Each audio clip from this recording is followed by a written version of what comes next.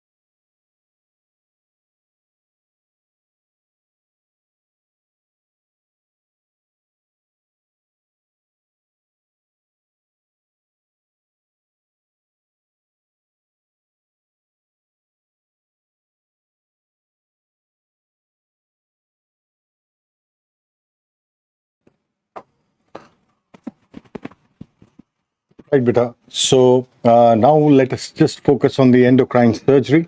Just a small correction in the answers of vascular surgery. The question number 4, the correct answer is B. So just make a small correction there. Question number 4 in vascular surgery, the answer is B. Right, beta. Now let's talk something about endocrine surgery. Herein we talk about thyroid and breast. Now, beta, thyroid is a topic which is actually an overlapping topic between so many subjects. We read about thyroid in anatomy, we read about thyroid in physiology, biochemistry, pathology, pharmacology, not much in microbiology, forensic medicine, PSM, ENT, even ophthalmology, medicine, even in obs and gynae, right? So what we'll be doing is we'll be restricting ourselves to the discussion of surgical aspects of this thyroid gland.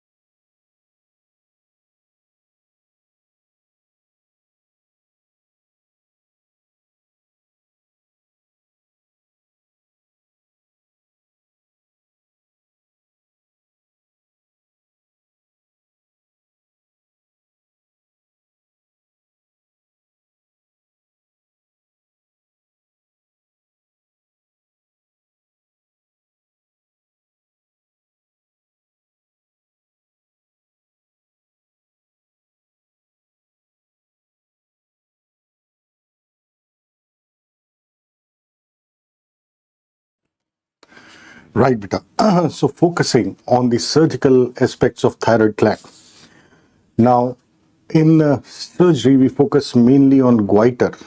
And what is goiter? Goiter is, beta, is simply enlargement of the thyroid gland. Now, this what you're seeing here, can you see some enlargement in the thyroid gland here? And here also, if you carefully take a look, you can see that yes, there is some enlargement of the thyroid gland, right? So this is what we call as goiter. Now, beta, if we just try to understand why this thyroid gland is enlarging, why there is enlargement of this thyroid gland. For this, if we try to analyze the basic physiology of the thyroid gland, how this thyroid hormones are formed actually. First, let us try to understand the T3 and T4. They are synthesized by the follicles inside the thyroid gland. We all know, beta, that God has given this thyroid gland in the lower part of the neck. There are two lobes of this thyroid gland which are joined with each other by isthmus. They are having numerous follicles inside, that is the follicular cells. They are also having parafollicular C cells inside. The main job of this thyroid gland or the thyroid follicles is to produce the thyroid hormones T3 and T4. How this T3, T4 is formed? Iodine and tyrosine. These are the two people.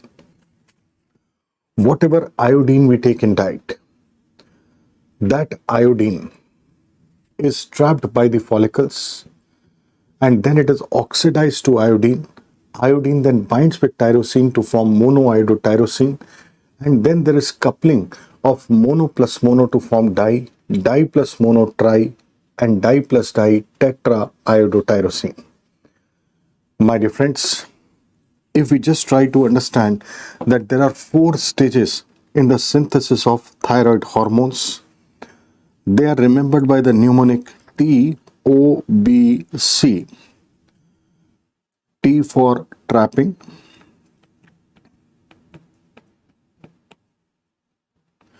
O for oxidation, B for binding, and C for coupling. That means whatever iodide is taken from the diet, that is first trapped by these follicles, oxidized to iodine. Iodine binds with tyrosine to form monoiodotyrosine, and then there is coupling of mono plus mono to form diiodotyrosine, and then this di plus mono forms tri, and di plus di forms tetra. So that is how T3, T4 is formed inside the thyroid gland. Now, whatever T3, T4 is formed, that binds with the thyroglobulin inside the follicle and forms the complex T3, T4 thyroglobulin complex. Beta G, whenever there is requirement of the thyroid hormones by the body, for example, suppose suddenly, immediately right now you receive a news that the place where you are reading right now, approximately 500 meters from your place, the National Board of Examination has come up with the question paper of 17th of December. So what you are going to do? You are immediately going to run and you would like to fetch that question paper. So you will be needing these thyroid hormones. So whenever there is requirement of thyroid hormones by the body, what happens? This complex inside breaks. T3, T4 comes into the circulation. As soon as T3, T4 comes into the blood, it binds with the plasma proteins albumin, globulin, transthyretin. Majority of T3, T4 in the blood remains bound to the plasma proteins. Very little amount of T3, T4 remains free in the blood, and it is the free T3 which is the biologically active form, which is responsible to carry out the functions of thyroid gland. Now, if suppose the T3, T4 levels are normal in the blood, everything is wonderful. Why goiter happens? Why this thyroid gland enlarges? Most common cause is deficiency of iodine.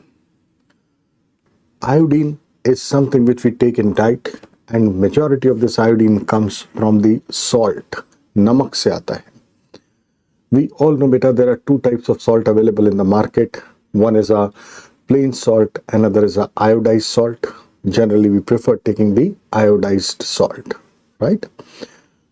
Okay, there are two types of salt available. One is a Tata Namak, another is a Sada Namak, or you can say one is a Patanjali Namak, another is a Sada Namak. If suppose somebody is taking plain salt, that means non-iodized salt. That means there is no iodide coming from the diet, no trapping, no oxidation, no binding, no coupling, no T3, no T4. That means in the blood, T3, T4 levels will fall. Now, beta, if T3, T4 is not getting synthesized and this T3, T4 level, this T3, T4 is not formed, what is happening in the blood? The T3, T4 levels are low. Now this blood is traveling through all parts of the body. You know that this blood is also going to the brain.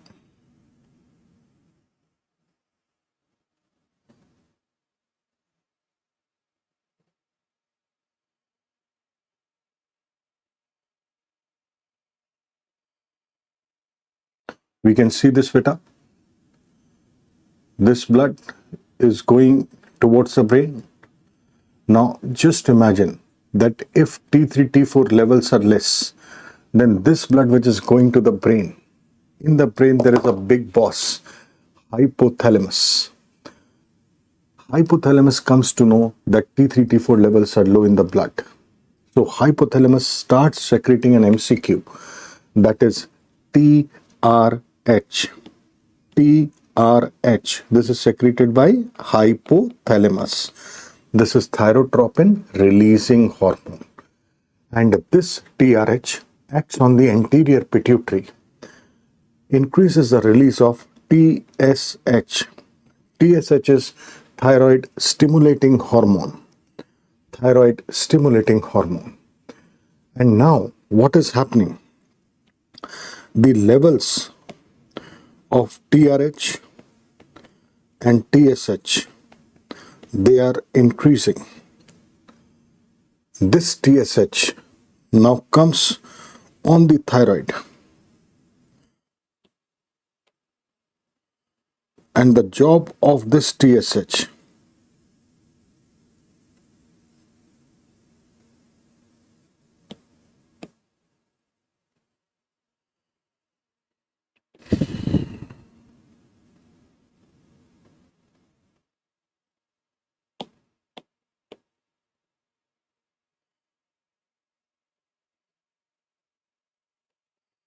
now just imagine, beta, if the TRH TSH is high and this TRH and TSH, now this TSH is going to act on the thyroid follicles. The job of the TSH on the thyroid follicles, this TSH promote the release of T3, T4 from the thyroid gland. That means whatever T3, T4 is formed inside the thyroid gland, that will be released into the blood. And there is another action of this TSH on the thyroid follicles. This TSH keeps on irritating the thyroid follicles, which causes enlargement of the thyroid follicles.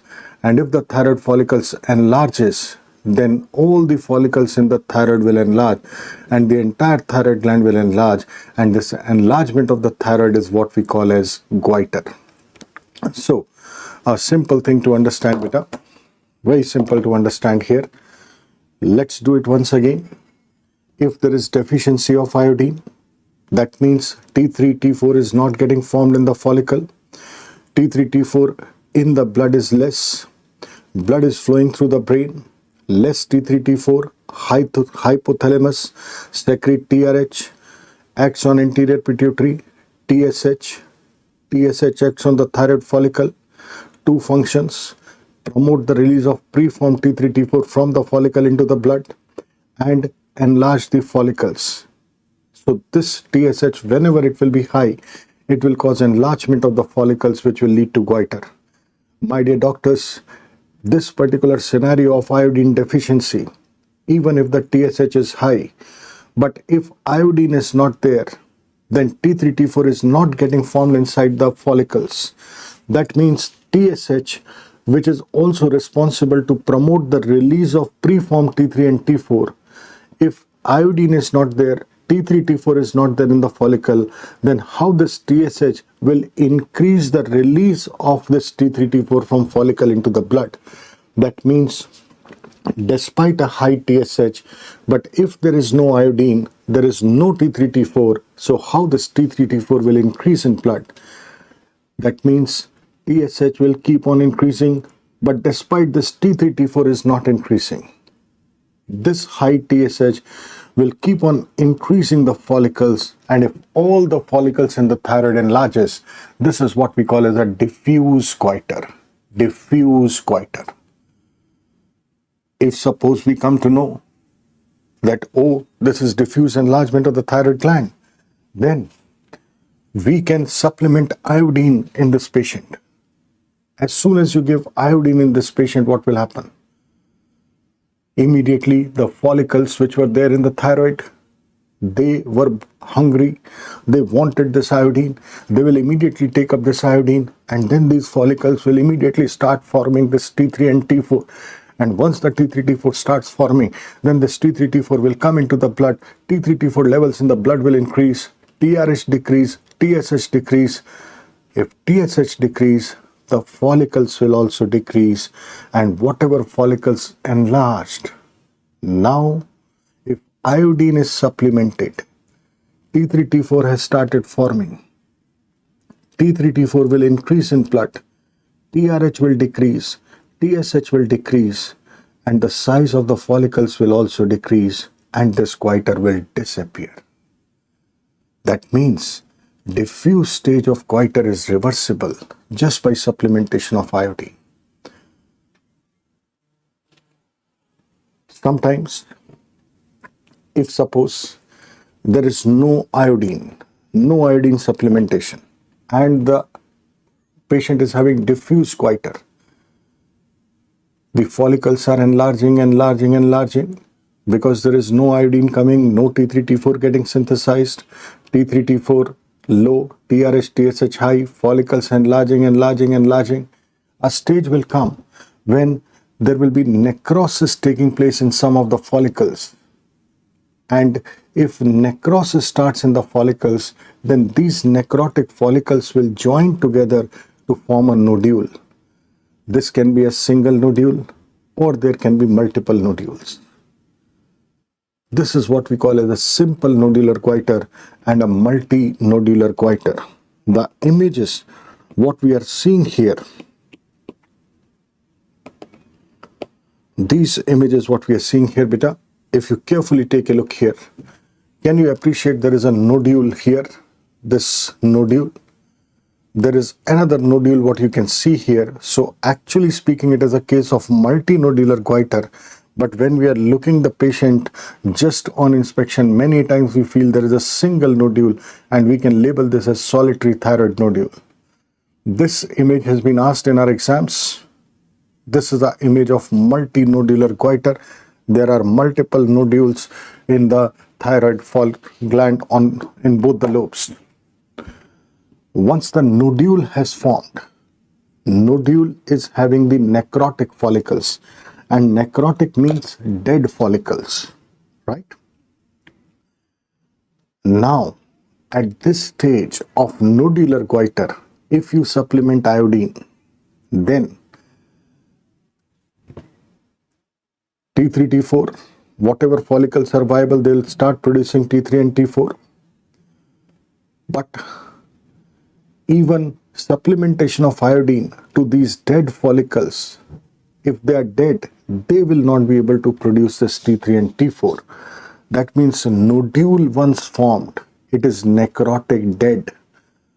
So supplementation of iodine is not going to reverse the nodular stage of goiter. That is why we say, beta, that nodular goiter is irreversible.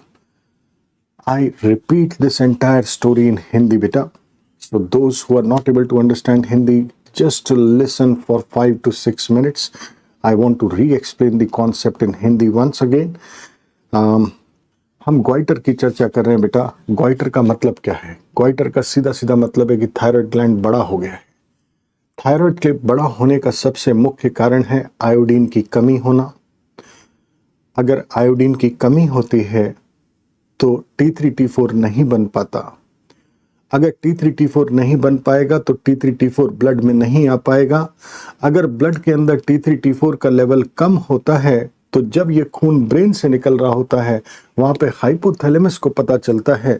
Hypothalamus TRH ज्यादा निकालने लगता है, thyrotropin releasing hormone, और ये TRH anterior pituitary पे act करता है जो TSH ज्यादा निकालने लगता है, थायराइड स्टिमुलेटिंग हार्मोन, और ये TSH फिर थायराइड के फॉलिकल्स पे आके अपना काम दिखाता है। और इस TSH के दो काम होते हैं, जो भी T3 T4 फॉलिकल के अंदर बना हुआ है उस T3 T4 को फॉलिकल से बाहर ब्लड में भेजा जाए, और ये TSH फॉलिकल को बड़ा भी करता है। अगर मान लीजिए आयोडीन की कमी है, T3 T4 बन ही नहीं रहा है, यानी कि ब्लड में T3 T4 लगातार कम ही है, तो TRH बढ़ता जाएगा, TSH बढ़ता जाएगा, और TSH के बढ़ने के बावजूद भी T3 T4 नहीं बढ़ रहा है क्योंकि आयोडीन ही नहीं है, तो बन ही नहीं रहा है। इसका मतलब TSH लगातार बढ़ता ही जा रहा है, और इस TSH के बढ़ने से जो फॉलिकल्स हैं वो भी बढ़ते जा रहे हैं। जब सारे के सारे थायराइड के फॉलिकल्स बढ़ जाते हैं तो उसको अपन बोलते हैं diffuse goitre.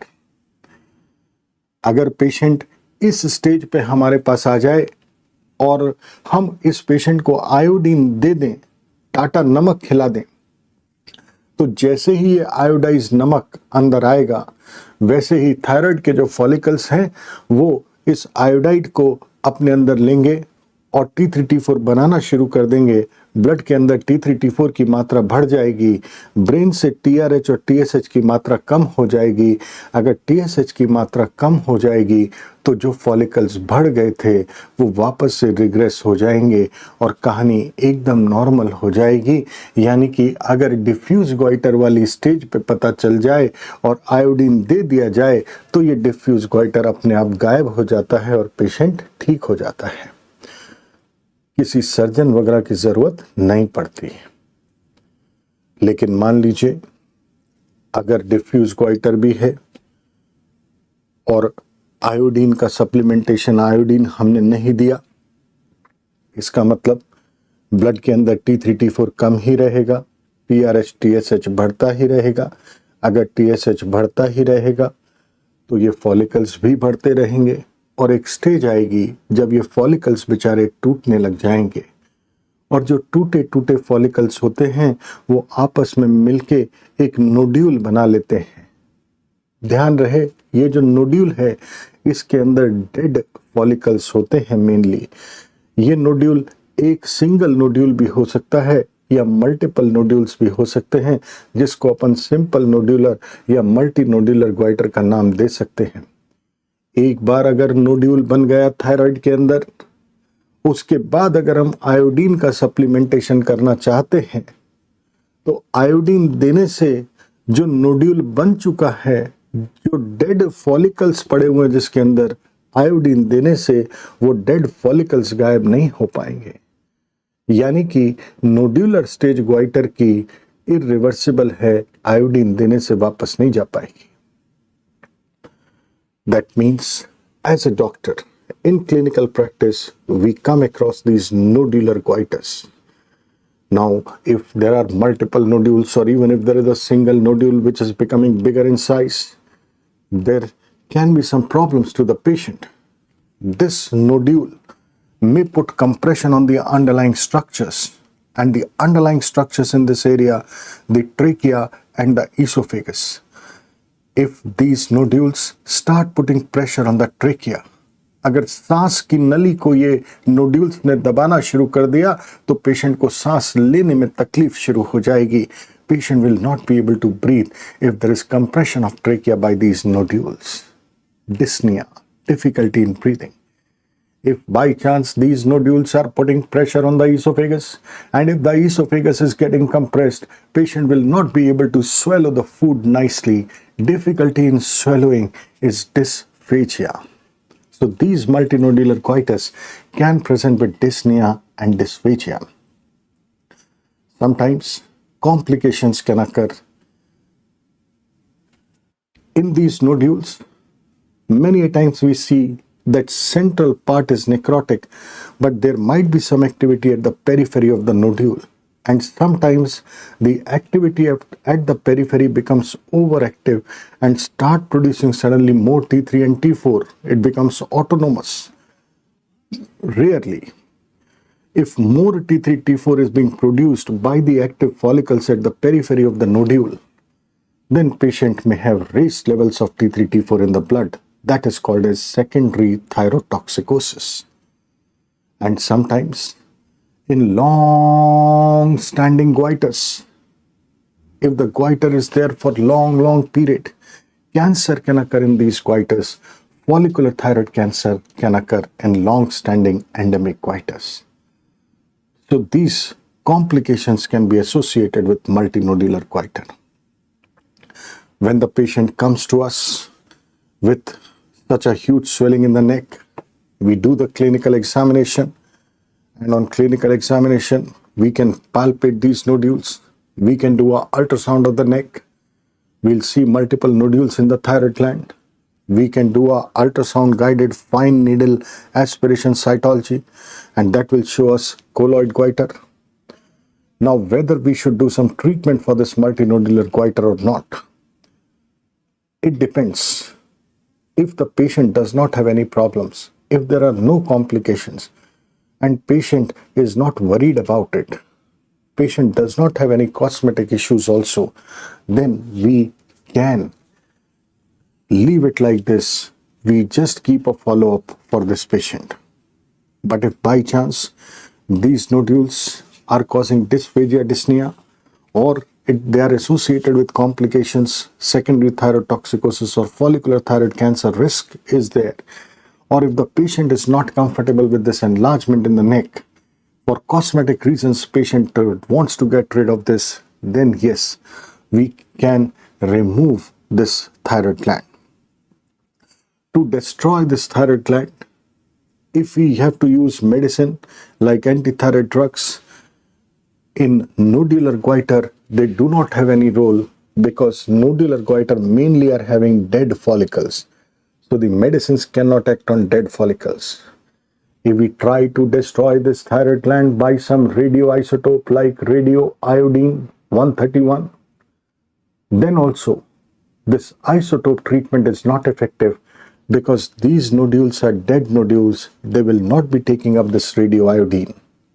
So the only option left with us in treatment is surgical removal.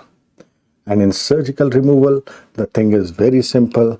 If suppose only one lobe of the thyroid is involved, then we just remove one lobe along with the isthmus. But if both the lobes of the thyroid are involved, then we remove both the lobes or we remove the complete thyroid. If you are removing only one lobe with isthmus, that is called as hemithyroidectomy. Hemithyroidectomy. If you are removing both the lobes of the thyroid, that is called as a total thyroidectomy. So that is how we treat these nodular goiters. Let's take a look what is written in the workbook.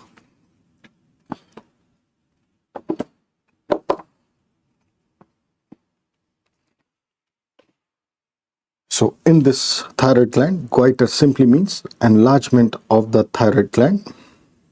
Most common cause is iodine deficiency.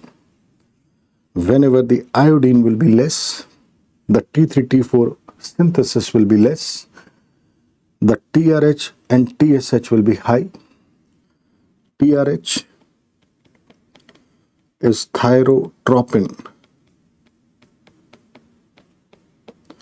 releasing hormone.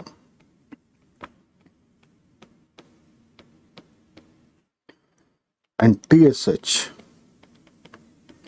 is thyroid stimulating hormone.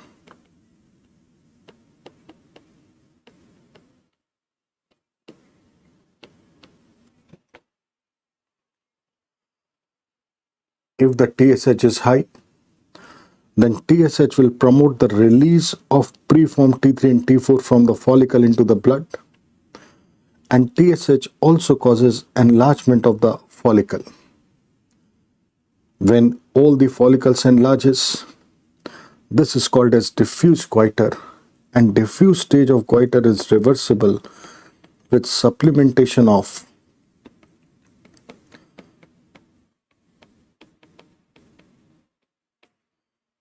iodine, or we can even give thyroxine if iodine is not available. By giving thyroxine, you are trying to raise the levels of T3, T4, and if T3, T4 increases, then TRH, TSH will decrease, and if TSH decrease, the follicles will regress and the goiter will disappear. Nodular stage of goiter, that is irreversible. There can be either single nodule or there can be multinodular goiter. Since diffuse goiter is reversible, this can be treated without any significant intervention. Nodular goiter is irreversible. Usually the patients are asymptomatic, but sometimes the patient can present with pressure symptoms like dyspnea and dysphagia. Sometimes this nodular goiter can be associated with complications. Complications can be secondary thyrotoxicosis,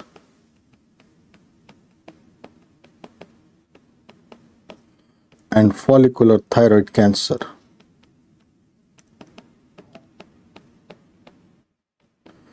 Secondary thyrotoxicosis and follicular thyroid cancer.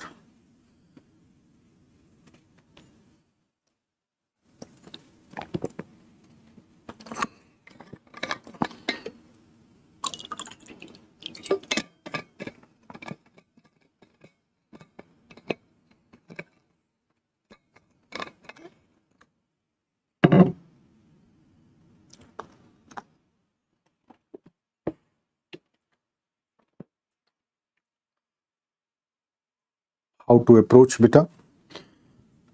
This image what you are seeing, this has been asked in the MCQs. Identify the pathology. This is a case of multinodular goiter beta. In our clinical approach, we do the clinical examination, we can do the ultrasound, we can do ultrasound guided FNAC, that is fine needle aspiration cytology. In the treatment, if the patient is having symptoms, or if there are complications, or for cosmetic reasons, or for patient's wish, we go ahead with the surgical removal. And in surgical removal, what we are doing nowadays, suppose in this particular picture, or rather what I'll do is,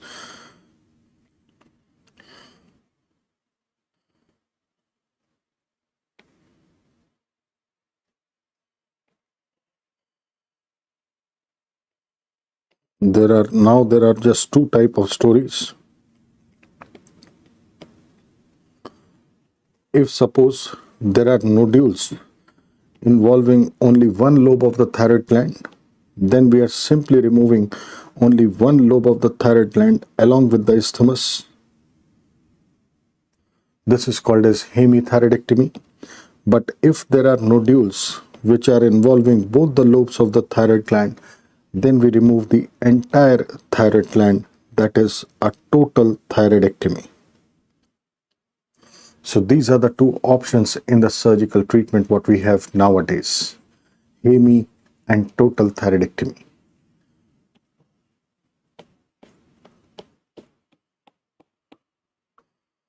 Hemithyroidectomy is simply removal of one lobe of the thyroid along with the isthmus, and total thyroidectomy is removal of complete thyroid. Earlier, there were options like subtotal thyroidectomy and near total thyroidectomy. There is one term called as retrosternal goiter. Now retrosternal, that means behind the sternum. So suppose beta I say that this what you are seeing is the neck area, right? And here suppose would be the sternal area.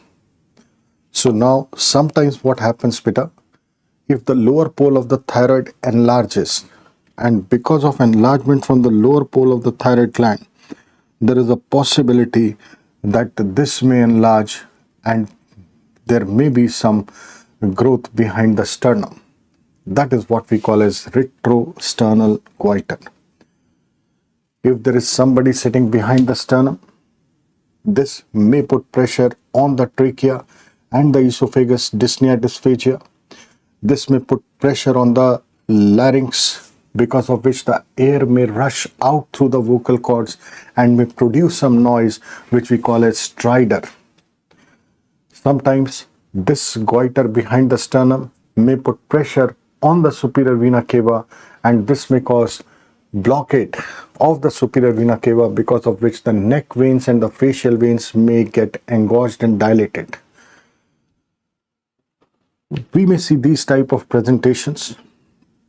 Sometimes what we can do is, if this mass is putting pressure on the veins, we can elicit one Pemberton's test. In Pemberton's test, we ask the patient to raise the hands multiple times above the head. Now, when you are asking the patient to raise the hands multiple times above the head, can you do it where you are sitting? Right. So, if you raise the hands multiple times like this will put pressure on the vena cava, and suddenly the blood flow towards the heart will reduce and the blood will get pooled here in the facial neck region, and there will be flushing of the face. So you can just compare flushing of the face on raising both the hands above the sternum. That simply means that there is somebody sitting behind the sternum here which is putting pressure on the major vessels. This is what is Pemberton's test, which helps us in identifying whether the patient is having some mass behind the sternum or not. This is positive in retrosternal goiter. In the treatment for these retrosternal goiters also, we have to do the same thyroid surgery. So we can make an incision in the lower part of the neck, and by this incision, when we are dissecting the thyroid gland, if suppose we put our index fingers down, then it is possible to pop this retrosternal goiter up into the incision, and this retrosternal goiter can easily be taken out from this neck incision only. So beta ji, in retrosternal goiter, this is the enlargement of the thyroid gland, usually the lower pole of the thyroid gland, which extends behind the sternum. Patient may present like here, what is being shown. It is the enlargement from the lower pole of the thyroid gland, and this is extending behind the sternum. The patient may present with dyspnea, dysphagia, engorged neck and facial veins, and we may find this positive Pemberton's test. This is flushing of the face,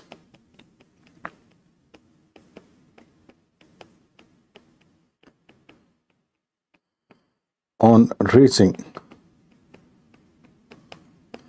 both the hands above the head. And the treatment of this retrosternal goiter is just like what we are doing treatment for the goiters. We can remove these retrosternal goiters by neck incision itself. There is no need to open the sternum and remove these retrosternal goiters.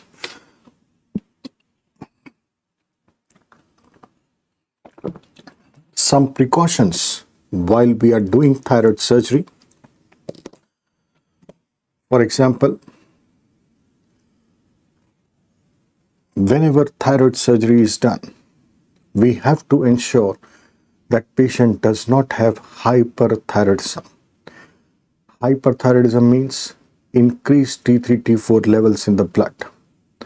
Why this is important? Let us just try to understand some story related to this thyroid surgery.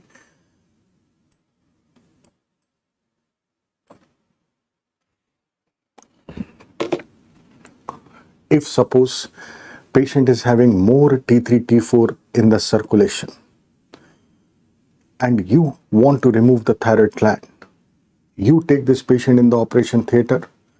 When you are handling the thyroid gland for thyroidectomy during the operation, there will be more liberation of T3, T4 from the follicles into the blood. If pre-existingly there is increased T3, T4 in the blood, and on handling the thyroid, more T3, T4 is coming into the blood, this can lead to serious high levels of T3, T4 in the circulation. And suddenly a thyroid storm can come, a thyrotoxic crisis can occur. That is the reason why we do not want to take a hyperthyroid patient for surgery. As a surgeon, it is important that before thyroid surgery, we have to bring down this T3, T4 levels to normal. In order to bring this T3, T4 levels normal before surgery, we can take the help of various medicines. We can use anti-thyroid drugs like carbimazole, methimazole, propylthiouracil. Propylthiouracil was a question on 4th of June, though it was a pharmacology question, first trimester of pregnancy, which is the anti-thyroid drug of choice. So that was a propylthiouracil. We can use iodides to reduce the vascularity of the gland. We can use beta blockers also when rapid control of T3, T4 is required. Now, beta blockers in thyroid, yes, beta blockers like propranolol, they do not have any action related to synthesis of thyroid hormones, but they have got a peripheral action. Whatever T4 is there in the circulation, these beta blockers inhibit the peripheral conversion of T4 to T3. That means the biologically active form T3 will not form if you are giving beta blockers. Whenever beta blockers are used to control the thyroid hormones, then we have to continue these beta blockers for 7 days after thyroidectomy has been done. That means till 7 days after the operation, we have to continue these beta blockers, because till the time thyroid gland was taken out, the thyroid gland was still producing T3, T4. So in the blood, the T3, T4 levels will still be high. And that is why if you are using beta blockers to reduce T3, T4, you continue these beta blockers for approximately up to 7 days after the operation. Right. Suppose we have made the patient euthyroid and now we are doing the surgery.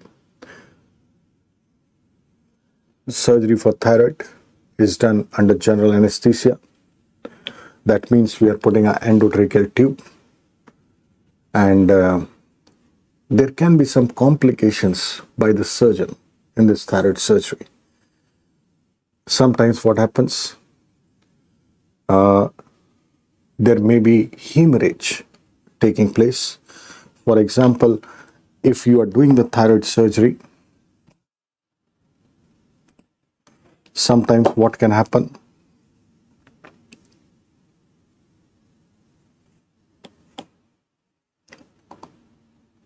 suppose I say that this is the right lobe of the thyroid and here is the left lobe of the thyroid. Now, if this is the right lobe of the thyroid, there are two thyroid arteries, the superior thyroid artery and the inferior thyroid artery. Superior thyroid artery is coming at the superior pole of the thyroid gland. You have made an incision in the lower part of the neck. You have made an incision somewhat like this. And now you are raising the skin flap. You are doing the dissection inside.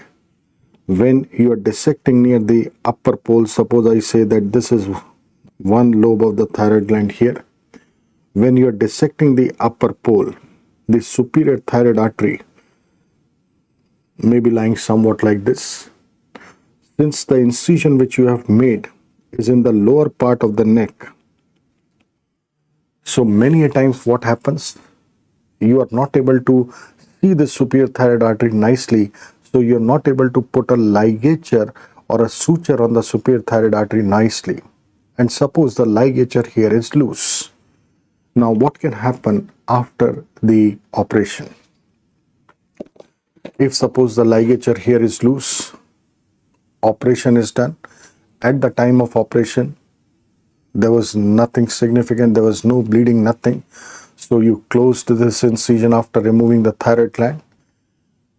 Patient is extubated, that means patient is taken out of general anesthesia, the endotracheal tube has been out, patient is conscious, patient is shifted into the recovery room, then patient is shifted into the ward maybe after 4 hours of surgery. Now when the patient has gone into the ward, the attendants are coming, the attendants are trying to meet this patient, they want to know how is everything. So when these attendants are talking to the patient, and the patient is also telling, yeah, everything was comfortable, the surgeon was really good, I did not have any problems and all that stuff. Suddenly sometimes what can happen, beta? Because of the endotracheal tube, there might be some hacking in the trachea. So the patient is having some irritation in the trachea, and suddenly suppose the patient coughs, something like this. If the patient coughs, now there is sudden exertion in this area, and if the ligature here was loose, the ligature can slip and the superior thyroid artery can open up and it can start bleeding. The blood bleeding is taking place just beneath the skin here. A blood clot is developing in this area, and there is a possibility that very soon this blood clot may start putting pressure on the trachea, and if the trachea is getting compressed, the patient will not be able to breathe, and suddenly on the evening of thyroid surgery, we find that patient is going into respiratory distress. Earlier, a few minutes back, patient was absolutely fine. He was talking to the relatives nicely, but suddenly what has happened? Because of slipping of the ligature from superior thyroid artery, there is bleeding and the blood clot is putting pressure on the trachea. And now the trachea is getting compressed. And the relatives are seeing, oh my God, what the hell is happening? Patient is not able to breathe. And the relatives are running around, where is the doctor? Where is the doctor? And suppose you are the resident doctor and you are having your coffee with your girlfriend or your boyfriend, and suddenly you find that some relative is coming, running towards you, and he just takes you from your collar and he just pulls you towards the patient, and you see the patient, oh my God, what has happened? Oh my God, this patient is dying. Now, if you know this complication, that this can be because of compression of the trachea by a large blood clot, maybe due to slipping of a ligature, what we need to do immediately? Immediately, you will open the skin sutures. Whatever sutures were there in the skin, you will immediately open the skin sutures. As soon as you open the skin sutures, the clot which was there inside will immediately come out. As soon as the clot comes out, the pressure on the trachea is relieved, and the patient and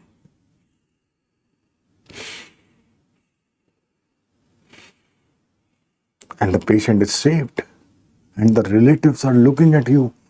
Oh my God, what a doctor you are. He actually went up, but you saved him. You are the second God. You saved this patient.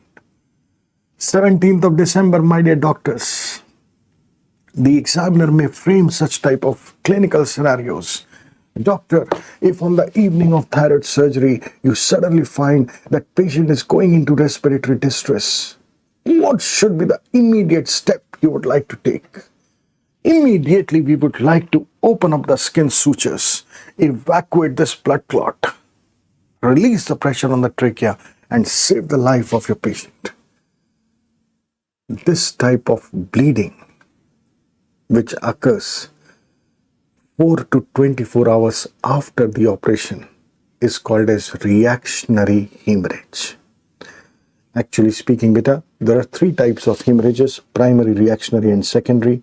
Primary is something which occurs during operation, reactionary within few hours, 4 to 24 hours after the operation, and secondary which occurs after 24 hours of operation. The reason for respiratory distress apart from this hemorrhage can be something else also. During thyroid surgery, there is a recurrent laryngeal nerve. If you are doing a total thyroidectomy, if you injure both side recurrent laryngeal nerve, then the vocal cords will be paralyzed and the patient can die. On the operation table, if you have injured both the recurrent laryngeal nerves, at the time of operation, there is an endotracheal tube inside. The anesthetist is pumping oxygen through the endotracheal tube. So, you may not even come to know that you have damaged both the recurrent laryngeal nerves. But what can happen?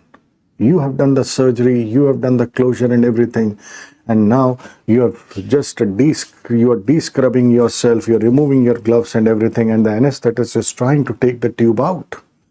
As soon as the anesthetist takes the tube out, the vocal cords paralyze, they medialize, and the airway blocks. No oxygen going inside. The patient oxygen saturation dips quickly, and the anesthetist is looking, oh my God, what is happening?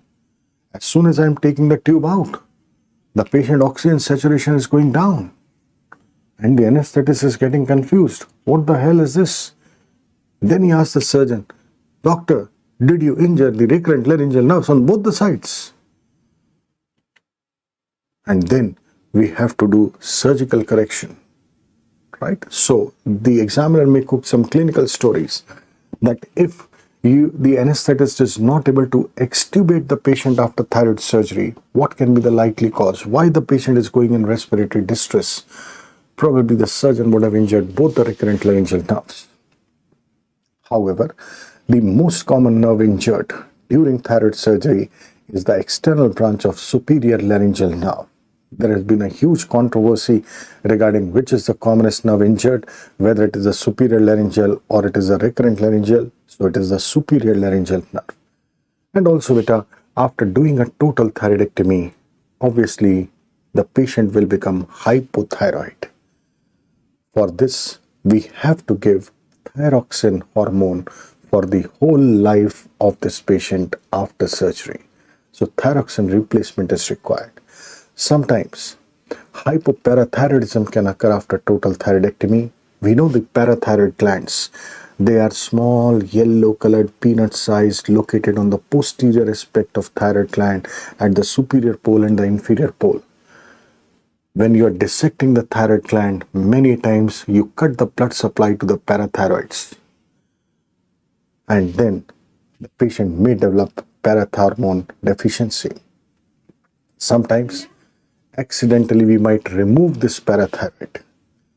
Though we wanted to remove only the thyroid, but while doing the surgery, if the surgeon focus shifts towards the staff nurse, he might land up in removing the parathyroids also. Sometimes what happens, if suppose parathyroids have been removed and they are lying just here, they are 5 mm yellow colored just like fat. After the surgery is done, before closing the incision, when the assistant of the surgeon is washing that area, just to clean up, just to see whether proper hemostasis, proper bleeding has been secured or not.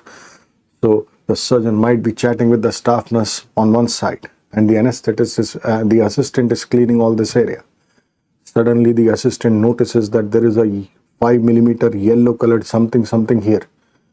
And when the assistant is washing with normal saline and using that suction tube to suck out the normal saline, suddenly the assistant notices this 5 mm yellow color has gone into the suction tube, and this 5 mm is going into the suction tube, and the assistant thinks that this is parathyroid. He informs the surgeon, sir, देखो वो जा रहा है. See, parathyroid is going in the suction tube. And by the time the surgeon comes and looks, the parathyroid may have gone into the suction bottle. Even if the parathyroid has gone into the suction bottle, then also we just open the suction bottle, put our hand inside, and remove that parathyroid. and then wash it with normal saline, and then put this parathyroid back in any muscular part inside. If the incision is open, we put this parathyroid in the sternomastoid muscle, but if the incision has been closed, then we put this parathyroid in the arm muscle or the forearm muscle, and we put a marker here so that the patient remembers for the whole life that his parathyroid is either lying here or maybe lying here. Right? Let's write something about these different complications.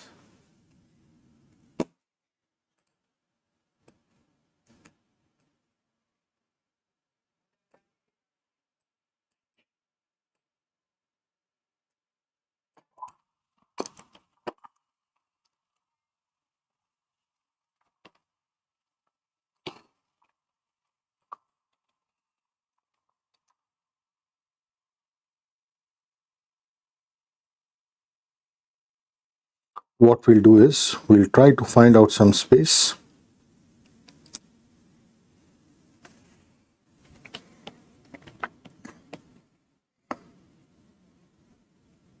Like suppose this is the space we can use here. You can use the space, the blank page is what you would be having. Maybe after the topic of vascular surgery. This image is something which is not relevant here.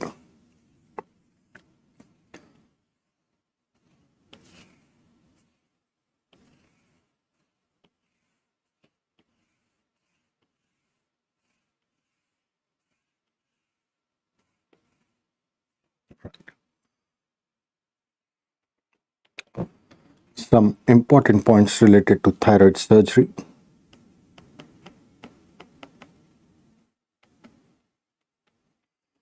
Make the patient euthyroid. U means normal T3, T4 levels before surgery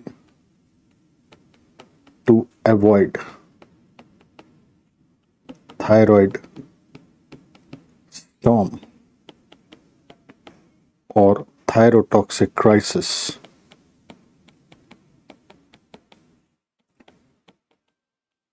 And for doing this, drugs which can be used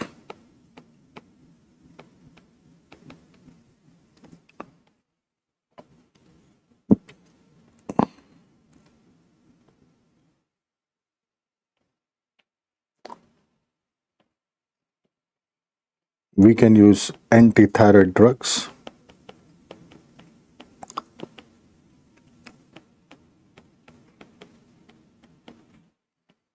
like carbimazole,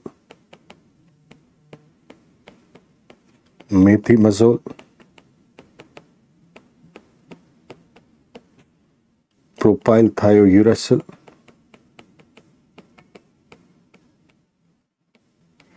but generally we prefer using this methimazole, and these drugs are given up to evening before surgery. These drugs are given up to evening before surgery.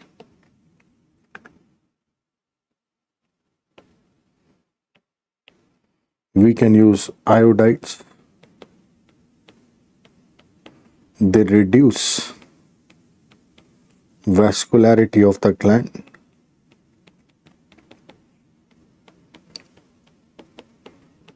and they are given up to morning before surgery.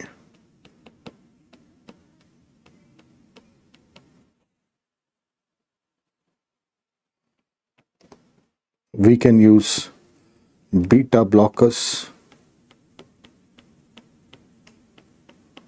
They inhibit peripheral conversion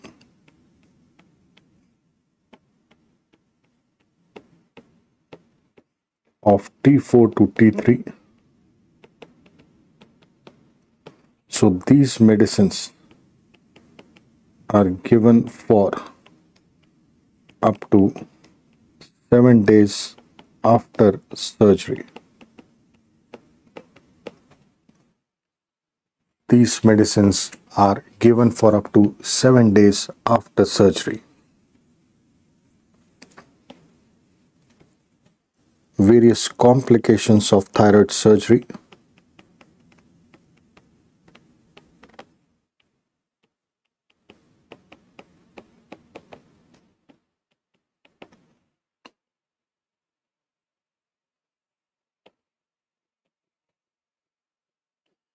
Like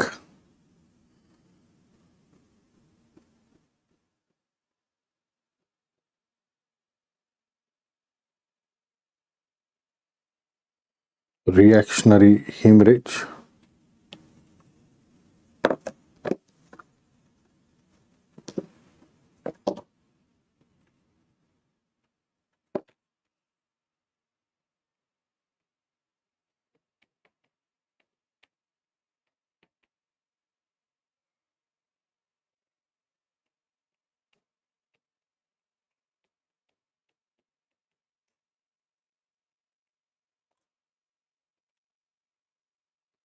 this is due to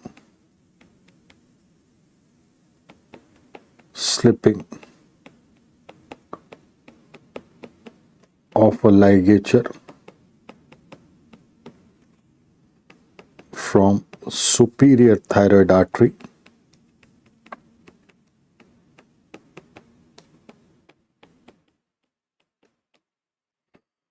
which leads to respiratory distress,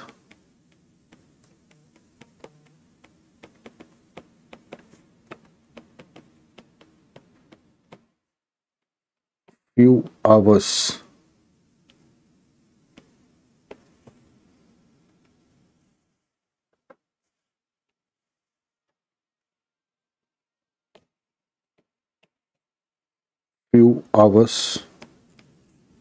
after the operation.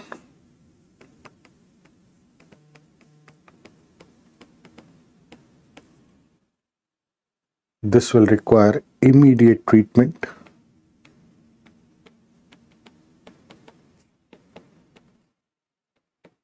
by opening of skin sutures.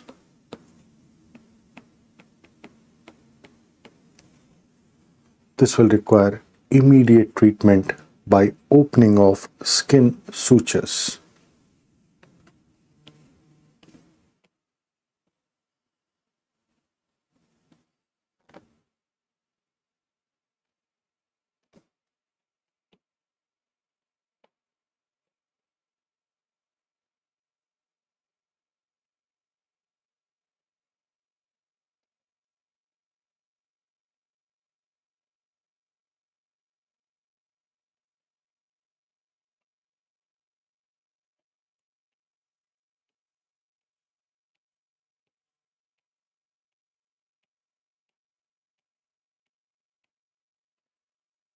Another complication what we can come across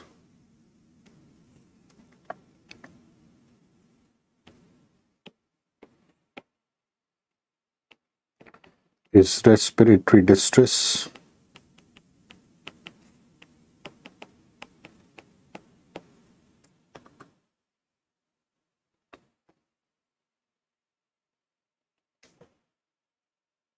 This can be because of damage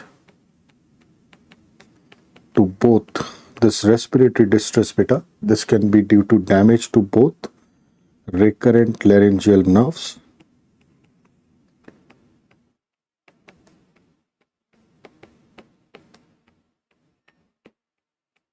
during the operation,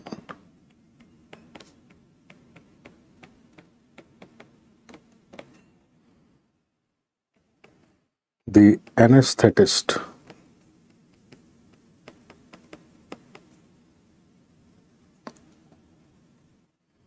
will not be able to extubate the patient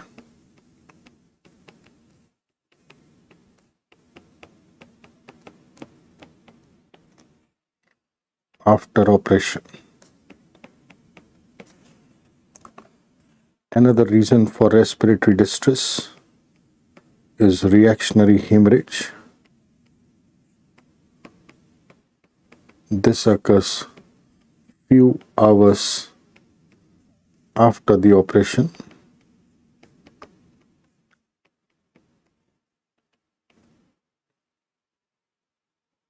Apart from this,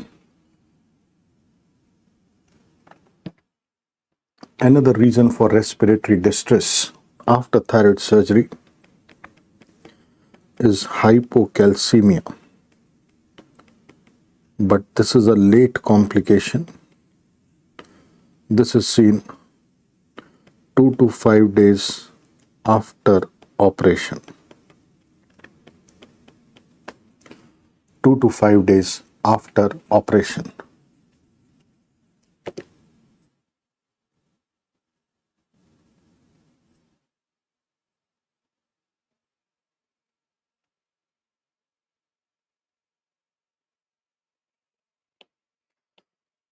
Another complication, what we can see after thyroid surgery,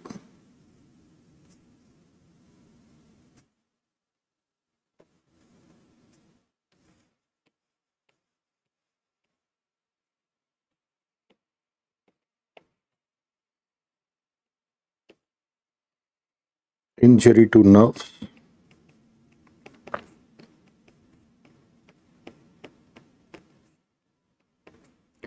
most commonly it is the external branch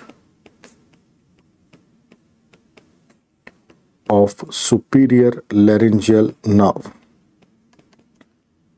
External branch of superior laryngeal nerve which is getting injured. And second most commonly, it is the recurrent laryngeal nerve. In thyroid surgery, there may be injury to nerves, most commonly the external branch of superior laryngeal nerve, second most commonly the recurrent laryngeal nerve. Another complication what we can come across,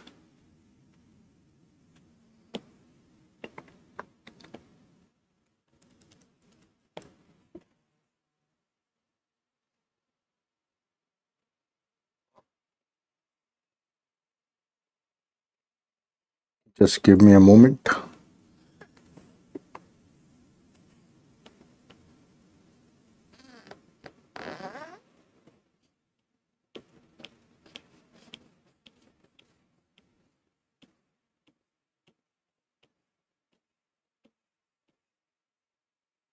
Right.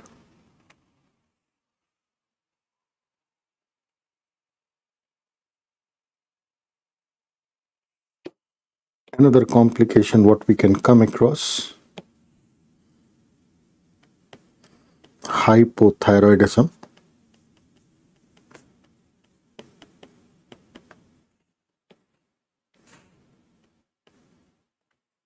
Hypothyroidism.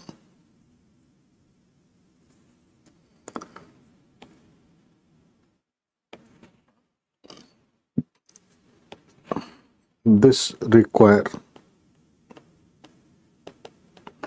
lifelong thyroxine replacement. This require lifelong thyroxine replacement.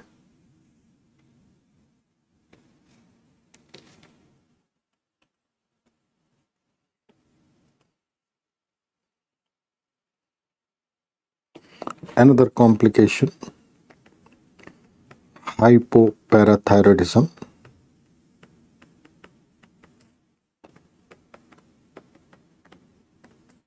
This is rare. Most common cause is ischemic injury. That is during dissection, if we cut the blood supply of this parathyroid. And second most commonly,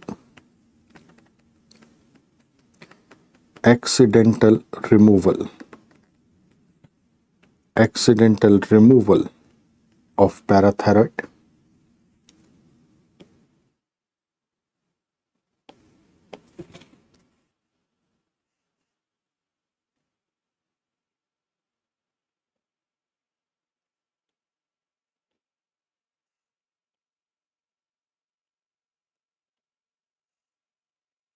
Now here,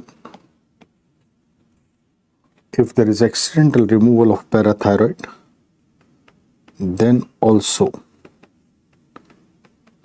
we have an option. We can re-implant the parathyroid back into the muscle. This can be either sternomastoid or forearm or arm muscle.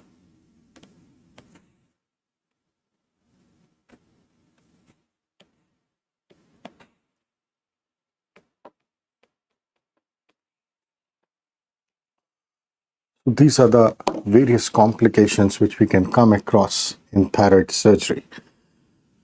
I do understand, Beta, that you might be facing a space crisis here, but I think this is the area where the major space crisis is there.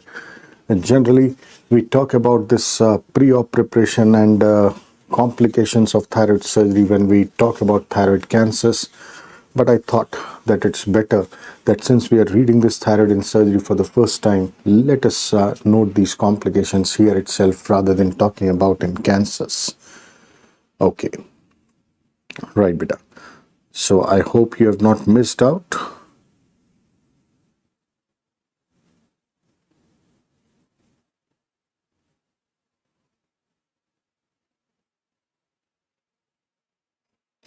I hope you are able to write this, beta. Right. Now, since we talked something about reactionary hemorrhage here, so I feel that let me also give you some information about these different types of hemorrhages here. This is something not restricted to the thyroid, but this is a general story. Like we talked about this hemorrhage story in the chapter of trauma.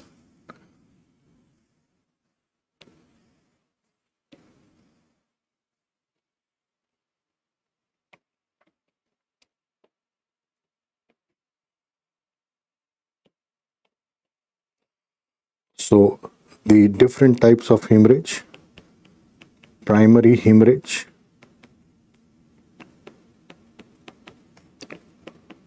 this is bleeding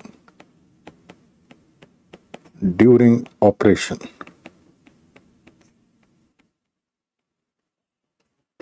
So this is easily understandable, beta. If you are cutting anything, it can bleed.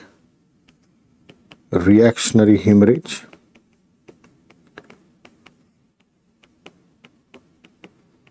this is bleeding within 4 to 24 hours after the operation.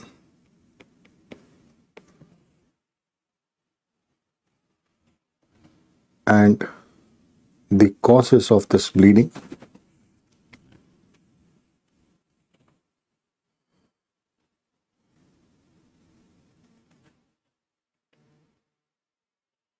slipping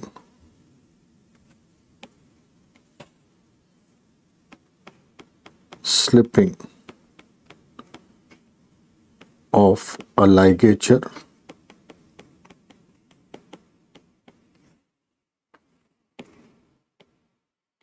another cause, dislodgement of clot,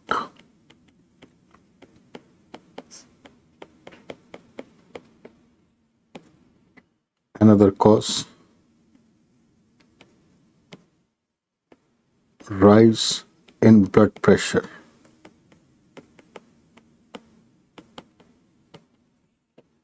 Suddenly after the operation, if the ligature slips, or if the clot dislodges, or if the blood pressure rises, the patient can bleed 4 to 24 hours after the operation.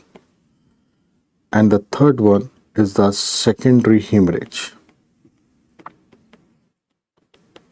This is bleeding which occurs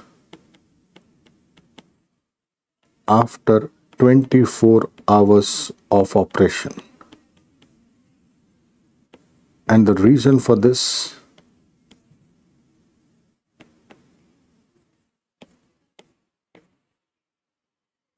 is infection.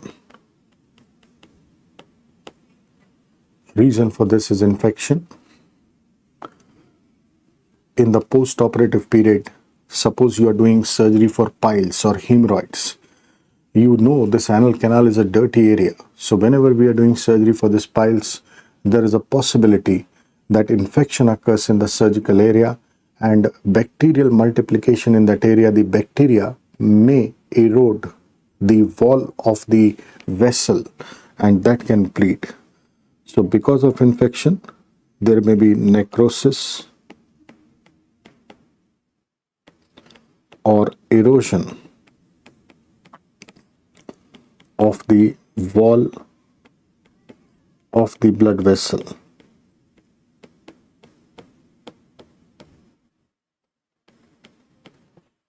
Necrosis or erosion of the wall of the blood vessel.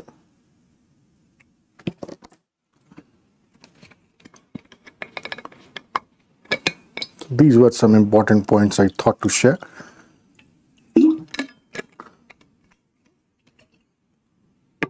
This is about the story of thyroid, what we discussed.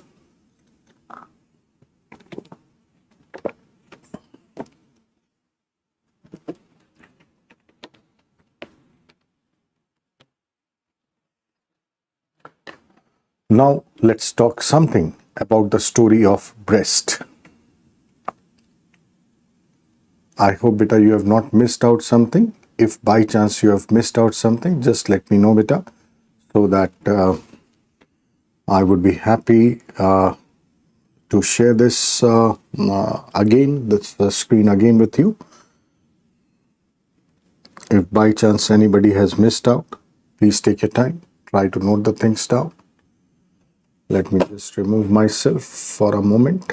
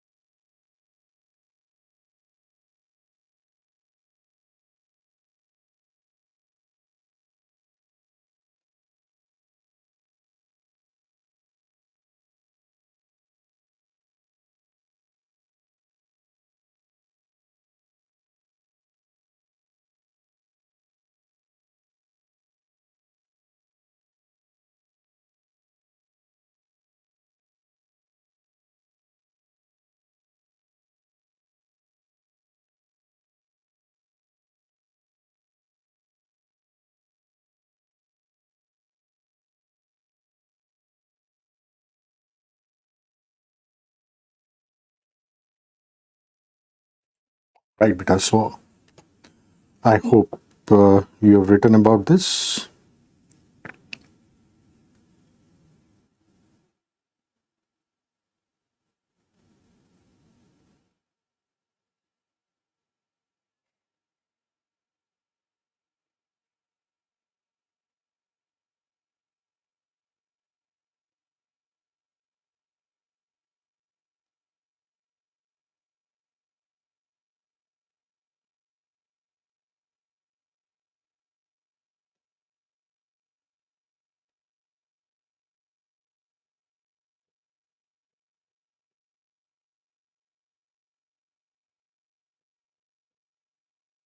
Right, beta. So moving from this thyroid, now let's go into the breast and let us try to understand what all we are going to discuss here. Let's take a look at first the images.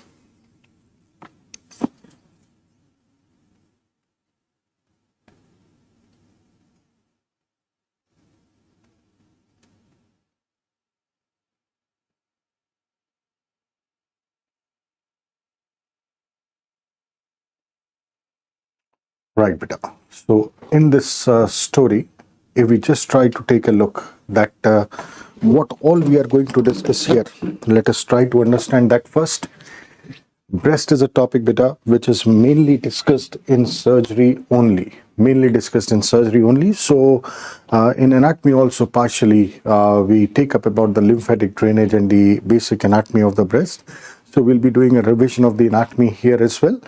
And we will be taking a look at all the pathologies possible inside the breast. First, if we focus on the anatomy of the breast, breast is a modified sweat gland. This breast lie in the superficial fascia. There are two layers of the superficial fascia, the superficial layer and the deep layer. For example, this what you're seeing is the skin. Just beneath this is the superficial fascia, which has got two layers. The superficial layer is lying just beneath the skin and the deep layer is lying right at the pectoralis major muscle. So the entire breast is enclosed within the two layers of the superficial fascia. Breast rests on the pectoralis fascia. So if you take a look at the structures from anterior to posterior, there is skin, then there is superficial layer of superficial fascia, then the breast, the deep layer of superficial fascia, that is the pectoralis fascia, then lies the pectoralis major muscle, which forms the major contour of the chest. Behind the pectoralis major is the pectoralis minor muscle, and behind the pectoralis minor lie the ribs, and in between the ribs there are intercostal muscles. If we take a look at the extent of breast, for the extent of breast, beta, we define it as anatomical extent and surgical extent. Now, anatomical extent, it is from the second rib above to the sixth rib below. Horizontally, from the lateral border of sternum to the anterior axillary line. But when we say surgical extent, then in the surgical extent, we are talking about surgery for breast, and most common surgery what we are doing for breast is for breast cancer. That is a modified radical mastectomy where we have to remove the entire breast, and whenever we are doing a cancer surgery, in cancers we have to take an adequate margin all around. So the surgical extent of breast will be different than the anatomical extent. The surgical extent will be more in all directions. So if we take a look vertically, surgically, breast extends from the clavicle above to 7th to 8th ribs below, and horizontally it extends from the midline up to the edge of latissimus dorsi muscle. So I repeat, beta, if you look at the anatomy of breast, anatomical extent 2nd rib to 6th rib, but surgical extent clavicle to 7th to 8th ribs. Horizontal extent anatomically from this horizontally anatomically from the lateral border of sternum to the anterior axillary line, and surgically from the midline up to the edge of latissimus dorsi muscle, right? So this is basically the extent of breast. Now, breast can be divided into various quadrants, beta. Like we can divide the breast into 4 quadrants.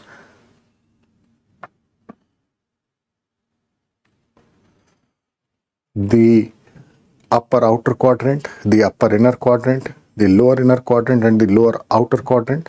Some part of the breast extends into the axilla, which we call as axillary tail of Spence. In the center of the breast is the areola, which is the dark pigmented portion which has got the Montgomery tubercles, that is the sebaceous glands, which enlarge during pregnancy and lactation and serve to lubricate the nipple. And in the center of the areola there is nipple, which has got smooth erectile tissue. Inside the breast there are 3 things. There are lactiferous ducts, the lobules, and these duct and lobules are supported by the supportive connective tissue, that is the stroma. And in this supportive connective tissue there are suspensory ligaments, right? If we take a look at the lymphatic drainage of breast is drained mainly by 2 groups of lymph nodes. One is the axillary group, another is the internal mammary group of lymph nodes. 80 to 85% of the breast is drained by the axillary group. 15 to 20% of the breast is drained by the internal mammary lymph nodes. Especially the posterior part and the middle part of the breast are drained by the internal mammary lymph nodes. The axillary lymph nodes can be divided into 3 levels on the basis of this pectoralis minor muscle. The lymph nodes which are lying below and lateral to the pectoralis minor, they are level 1. Those lymph nodes which are situated at the pectoralis minor are level 2, and those lymph nodes which are situated above and medial to pectoralis minor, they are level 3. So beta, how many level of lymph nodes in the axilla? 3 levels. Level 1 below and lateral to the pectoralis minor, level 2 at the pectoralis minor, and level 3 above and medial to the pectoralis minor. Apart from this, we can divide these lymph nodes into 5 groups. The anterior group, this would be lying along the pectoralis, along the lateral thoracic vessels. See, these are the different lymph nodes what we are seeing here all over. There are lateral thoracic vessels going here. The lymph nodes which are situated here are called as the anterior group. Posteriorly there is a subscapular vessel, so this lymph node will be posterior. This lymph node will be called as lateral, it is along the axillary vein. The lymph node in the center of the axilla will be central, and lymph nodes which are situated just below the clavicle here, they will be called as the apical lymph nodes or the infraclavicular lymph nodes, right? So this is the brief outline about the anatomy of breast.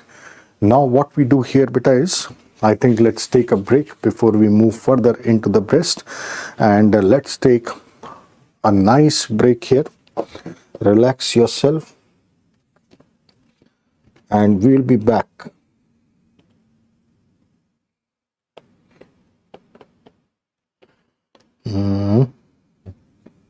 At 6:35 p.m. Okay, the Indian Standard Time, 6:35 p.m. We'll be back. Thank you very much for your patience.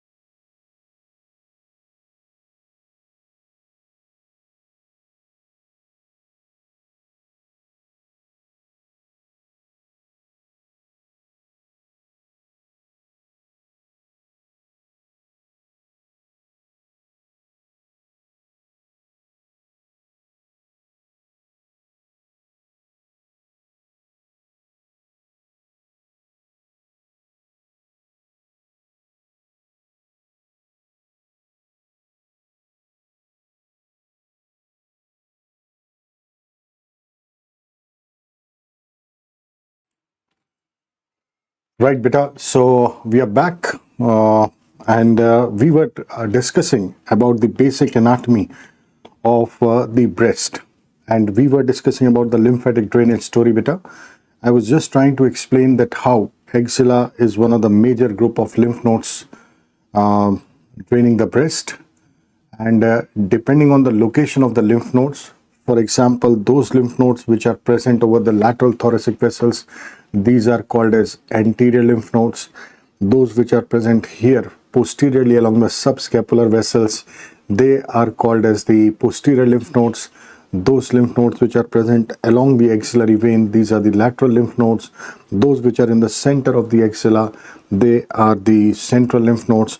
And those lymph nodes which are present below the clavicle, they are infraclavicular or apical lymph nodes.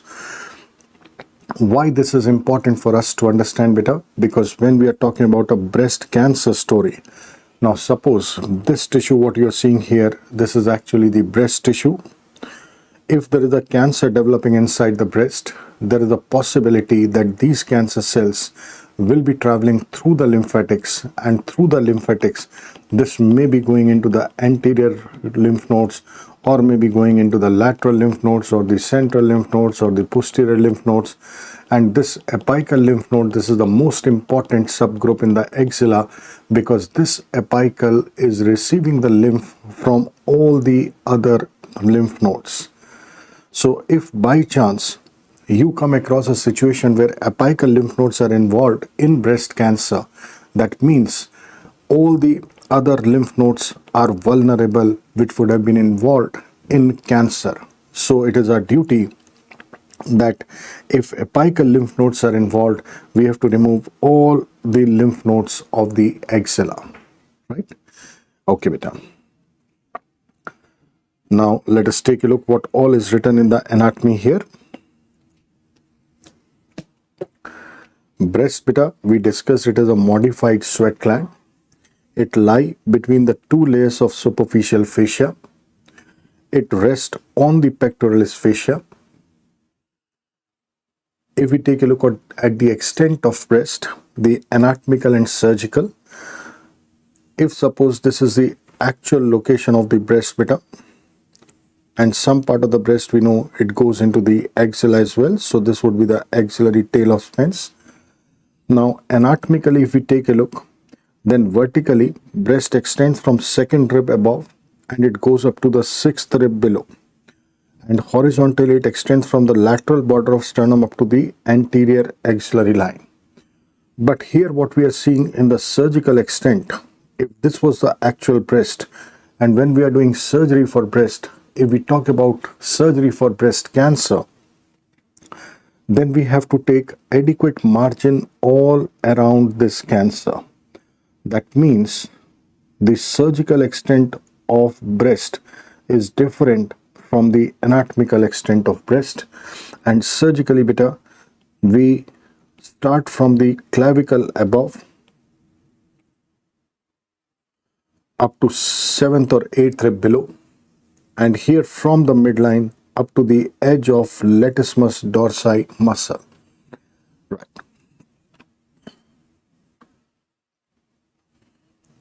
In the center of the breast, if suppose we say that this is the breast tissue,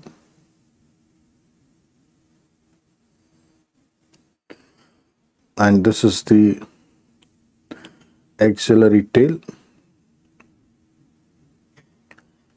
Now in the center, beta, there is a dark pigmented area which we call as the areola.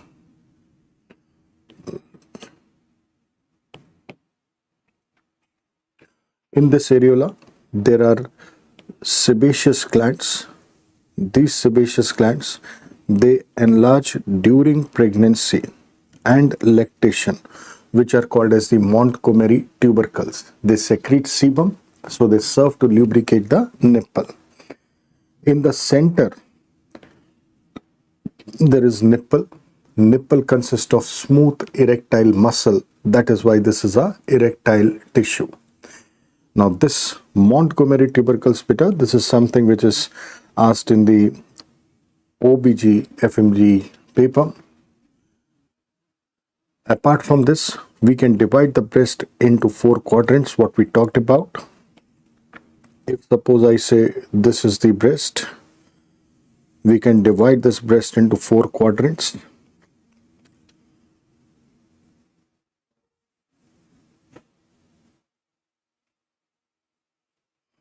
The upper outer quadrant is the most important quadrant for a surgeon because this is the commonest site for breast cancer, while the least common site for breast cancer is the lower inner quadrant. Right? So this is the upper outer quadrant and this is the lower inner quadrant.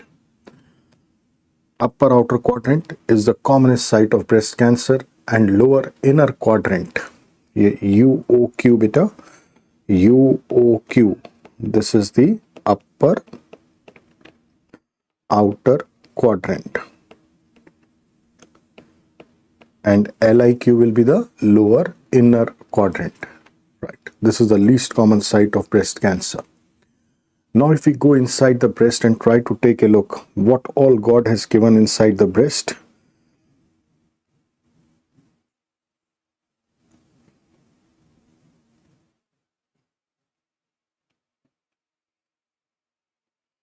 Suppose this is the breast tissue. We know that breast rests on the pectoralis fascia.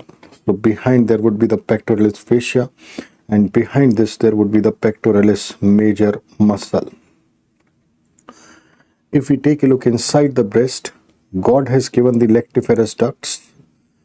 These lactiferous ducts, they are converging at the nipple. There is a lobule here. And these duct and lobule inside the breast, they are supported by the supportive connective tissue which we call as the stroma.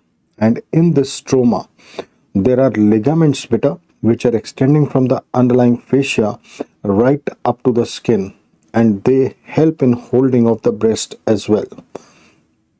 These ligaments are called as suspensory ligaments or the Astley's or Cooper's ligaments.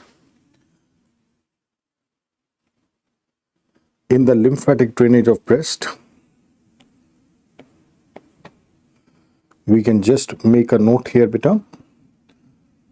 The lymphatic drainage.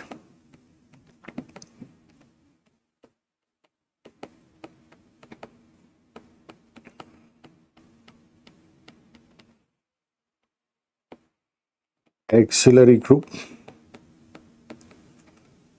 drains 80% of breast.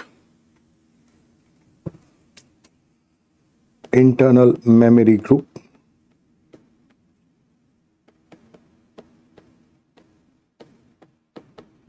that drains 20% of the breast, mainly the medial and the posterior part of breast. So if there is a cancer in the medial part of breast, there are more chances of involvement of the internal mammary lymph nodes.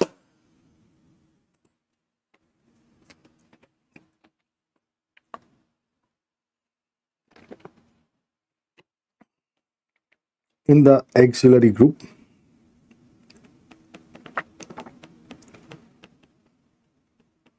there are 3 levels.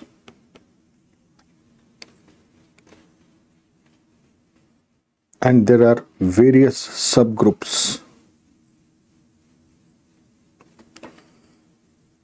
In the subgroups, we have got anterior, posterior, central, lateral, and apical lymph nodes. We can make a note here. The interpectoral, that is the lymph nodes which are present between the pectoralis major and pectoralis minor, the interpectoral lymph nodes, they are also called as Rotter's lymph nodes. Rotter's lymph nodes.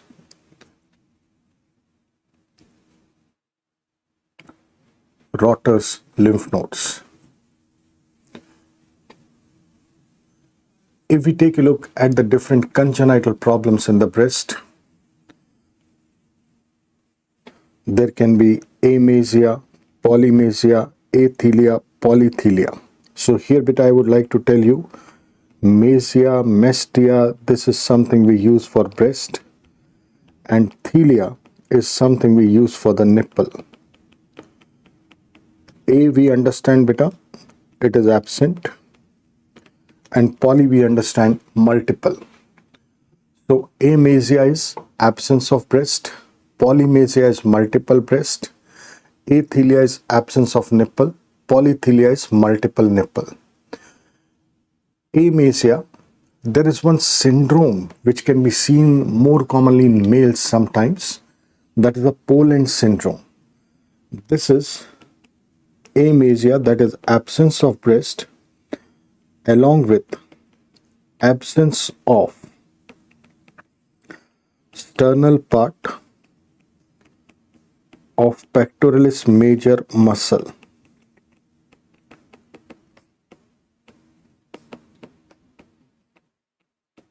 This Poland syndrome is more common in males.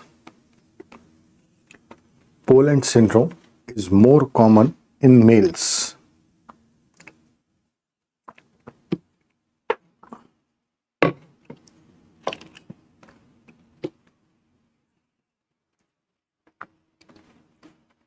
Right. Now, if we talk about the multiple breast and multiple nipples beta, then we should know there is one line which we call as the milk line beta, and this milk line extends from the axilla into the groin. So from where to where this is going beta? This is extending from the axilla to the groin, and multiple breasts are commonly seen along this line. Most commonly multiple breasts are seen in the axilla. Second most commonly they are seen in the groin, and third most commonly they are seen in the mediastinum. So if there has to be multiple breast or multiple nipple, then they are more common along the milk line, and this milk line extends from axilla to the groin. Milk line extends from axilla to groin. Most commonly axilla, second most commonly groin, and third most commonly mediastinum. So this was just a passing reference about the congenital problems what we can come across in the breast. Now beta, let's take a look that you are going to be the doctor in February 2023, practicing in the hospital. You are already a doctor, but you'll be practicing in the hospital in February 2023. Now, how you can come across different type of patients, different type of females presenting with breast problems. So if we just try to analyze beta, let me just remove this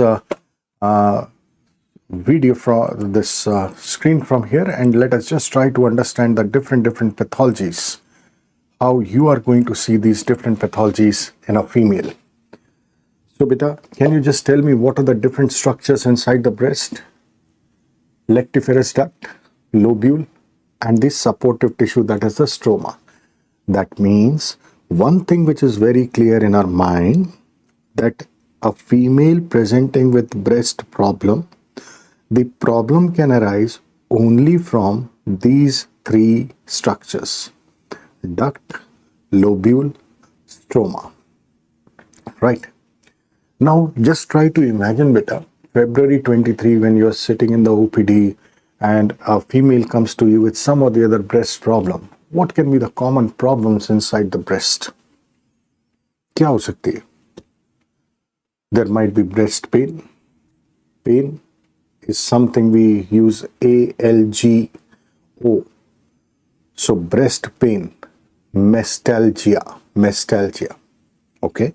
So the female can come to you with pain in the breast, Female can come to you with something coming out of the nipple, maybe some discharge coming out of the nipple, maybe milk, excess of milk coming out, or maybe serous discharge coming out, green discharge, brown discharge, black discharge, blood discharge coming out from the nipple. Or very commonly, females come with a lump inside the breast. Breast में गठान हो जाती है, आंचल में गठान होती है. Now, let us try to understand that why these problems occur. What is actually mestalgia? Now, this breast pain, this we can classify as cyclical mestalgia and non-cyclical. Cyclical means which is related to menstrual cycle, and non-cyclical which is not related to menstrual cycle. We all know, beta, that every female, every month, the hormone level fluctuates. They go up and they come down. When the hormone levels are going up, this causes hyperplasia of cells inside the breast. And when the hormone levels go down, then whatever hyperplasia has occurred, that undergoes involution and the story becomes normal. I repeat this in Hindi, beta. हर महिला हर महीने जो menses आते हैं उसमें हम देखते हैं कि हर महिला में हर महीने हार्मोन का लेवल बढ़ता है, गिरता है. जब ये ईस्ट्रोजन प्रोजेस्टेरोन का लेवल बढ़ता है तो ब्रेस्ट के अंदर जो सेल्स हैं उनका हाइपरप्लेजिया होता है, और जब ईस्ट्रोजन प्रोजेस्टेरोन का लेवल गिरता है तो जो हाइपरप्लेजिया हुआ था वो वापस से इन्वॉल्यूट हो जाता है और कहानी नॉर्मल हो जाती है. ये प्रक्रिया निरंतर हर महीने हर महिला के ब्रेस्ट में चलती रहती है. जब कोई लड़की छोटी उम्र पे होती है, जब उसके ब्रेस्ट का डेवलपमेंट हो रहा होता है या अभी हुआ ही होता है, उस समय ऐसा हो सकता है कि ब्रेस्ट उन हार्मोनल चेंजेस को अडॉप्ट कर रही है. तो जो यंग लड़कियां होती हैं उनमें जब पूरी तरह से अडॉप्टेशंस नहीं हो पाते तो कई बार ऐसा देखा गया कि जब ये महीने में हार्मोन का लेवल बढ़ता है और हाइपरप्लेजिया होता है तो इन लड़कियों को ब्रेस्ट में थोड़ा दर्द होता है. लेकिन जब उस महीने में हार्मोन का लेवल गिरता है तो कंजेशन कम हो जाता है और दर्द ठीक हो जाता है अपने आप. इसको अपन बोलते हैं साइक्लिकल मेस्टाल्जिया. I repeat this in English. Especially in young girls, when the breast is developing or the breast has just developed, the body is trying to adapt to the changing level of hormones. The breast is also trying to adapt to the changing level of hormones. So every month, especially during the early years of life, there is a possibility that when during the month the hormone levels are increasing, the hyperplasia of cells is taking place. At that time, this girl might be having some congestion inside the breast. But when during the month the hormone levels are falling down, whatever hyperplasia has occurred, that is undergoing involution, and then this congestion will resolve and the pain disappear. This type of pain, which varies with the phases of menstrual cycle, this is what we call as cyclical mestalgia. As a doctor, we should know, because February 23, you might come across a 15-year-old girl or a 18-year-old girl or a 25-year-old girl who might come to you that, doctor, I am having pain in my breast. Every month, there are certain days where I feel more pain inside the breast. What we need to do is, we need to reassure these patients. Don't worry. Your body is trying to adapt to the changing level of hormones. It may take some months, but things will settle down. So you just reassure these patients. Generally, no treatment is required for cyclical mestalgia. If the girl is really worried and the pain is really severe, then you can give some decongestive agents like tablet of oil of evening primrose. If the pain is really very severe, you can do some hormonal manipulation by giving danazol and bromocriptine. And rarely there is a possibility that patient might be having very severe pain and she is not responding to any type of medications. In those cases, we might start thinking the role of tamoxifen. Tamoxifen is something we use in breast cancer. This is anti-estrogen. This anti-estrogen can also be used in intractable cases of cyclical mastalgia. Right. So this is the story of cyclical mastalgia. Non-cyclical. That means no relation with the monthly cycle. That means no relation with the hormones. Must be something related to acute inflammation. Now, if you look at the acute inflammation, you can start thinking from the skin. There might be something in the skin which is causing pain. There might be some inflammation of the veins in the skin, which is called as a Monders disease. That is actually thrombophlebitis of the superficial veins of the skin of the breast and the chest wall. There might be inflammation of the breast inside. That is mastitis. There might be inflammation of the pectoralis major muscle, minor muscle, myalgias. There might be inflammation of the ribs inside. There is a Tietz disease, which is costochondritis of the second rib. So these inflammatory conditions can lead to pain. Here in beta, I would like to show you one image, two images rather. Herein, what you're seeing in this particular image beta, you are seeing a cord-like structure here. Can you appreciate this cord-like structure? This is actually inflammation of the superficial vein of the skin of breast. And this is what we call as Monders disease. Monders disease. This has nothing to do with the hormones, right? We give anti-inflammatory to treat this condition. This image, what you're seeing beta here. Now this is an image of mastitis. You can see the signs of acute inflammation beta. Rubor, tumor, calor, dolor. Can you see how this breast has become red hot, engorged? And it would be really painful. When do we come across these mastitis type of situations? Now herein, during pregnancy and lactation, we do understand that breast is getting engorged with milk. Sometimes what can happen, especially during lactation, if the Montgomery tubercles at the areola, they are not able to secrete sufficient sebum, there might be dryness in the nipple. And if the lady is not using any external lubricating agents, the dryness in the nipple will persist. Cracks can develop in the nipple. And now when the baby takes the feed, then Staph aureus from the baby's mouth can travel through the cracks in the nipple and go inside the mother's breast. And as soon as the Staph aureus goes inside the mother's breast, there is milk everywhere. And the staph party starts. And this bacterial party inside the breast causes mastitis. Signs of acute inflammation: redness, swelling, raised temperature, pain. This is the presentation of mastitis. I repeat this story in Hindi. Mastitis, जैसा कि हम देख पा रहे हैं कि किस तरह से ब्रेस्ट गुस्से से लाल सूज गई है, टेम्परेचर बढ़ा हुआ होगा, पेशेंट को दर्द होगा. ये जो कहानी है ये अक्सर प्रेगनेंसी और लैक्टेशन में ज्यादा देखने को मिलती है.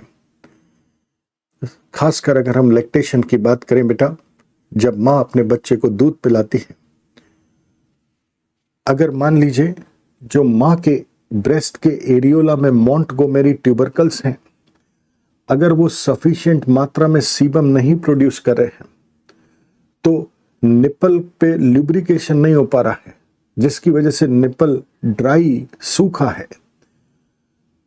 अगर ये माँ अपने निपल को मॉइस्ट नहीं रखती है, कोई एक्सटर्नल लुब्रिकेंट्स का इस्तेमाल नहीं करती है, तो निपल के सूखे होने की वजह से निपल में क्रैक्स पड़ना शुरू हो जाते हैं. अगर मान लीजिए निपल में क्रैक पड़ गए हैं, जब ये माँ अपने बच्चे को दूध पिलाएगी, जब बच्चा दूध पीता है तो बच्चे के मुंह के अंदर जो स्टैफ ऑरियस है वो इस निपल के क्रैक से होता हुआ माँ के आंचल में चला जाता है, और जैसे ही ये स्टैफ ऑरियस बैक्टीरिया माँ के ब्रेस्ट के अंदर चला जाता है, माँ के ब्रेस्ट के अंदर दूध ही दूध भरा होता है, और ये बैक्टीरिया की उस दूध में पार्टी शुरू हो जाती है, और उसकी वजह से ब्रेस्ट ऐसे लाल गुस्से से सूज जाती है, एक्यूट इन्फ्लेमेशन हो जाता है, जिसको अपन मेस्टाइटिस बोलते हैं।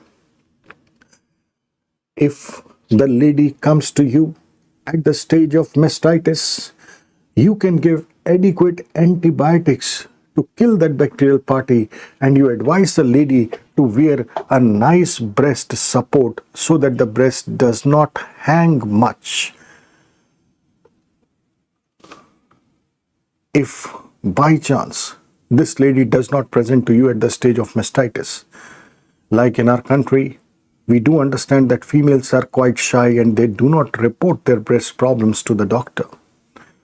जैसा कि हम जानते हैं बेटा, हमारे देश में महिलाएं शर्म करती हैं और वो सोचती हैं कि जहाँ तक हो सके इस तरह की समस्या किसी से ना शेयर किया जाए। और मान लीजिए मेस्टाइटिस होने के बाद भी ये महिला डॉक्टर को नहीं दिखाती हैं, कोई दवाइयाँ नहीं लेती हैं, she is not taking any antibiotic, suppose now the staph party is continuing inside and the party is increasing.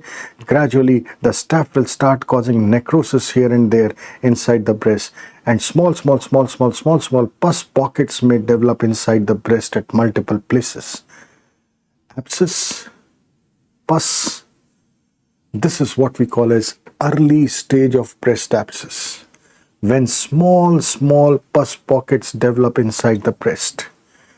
ध्यान दीजिएगा बेटा, मेस्टाइटिस हुआ था, अगर एंटीबायोटिक दे दी गई होती ठीक हो जाती, लेकिन अगर एंटीबायोटिक नहीं दी गई तो ये बैक्टीरिया की पार्टी चलती रहेगी और धीरे धीरे बैक्टीरिया अंदर के टिश्यू को खाना शुरू करेगा और छोटी छोटी पस की पॉकेट्स जगह जगह पे डेवलप होना शुरू हो जाएंगी।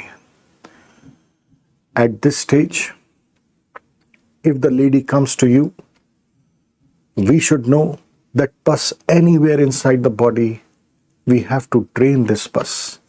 पस को देख के सर्जन को कुछ होता है, पूरी बॉडी में पस कहीं भी हो हमें उसको निकालना होता है। If we are talking about small pus pockets here and there inside the breast, we can do ultrasound, and then we can do multiple needle aspirations and aspirate this pus. This is what we do in the treatment for early breast abscess. Needless to specify that antibiotics would definitely form a crucial part in the management.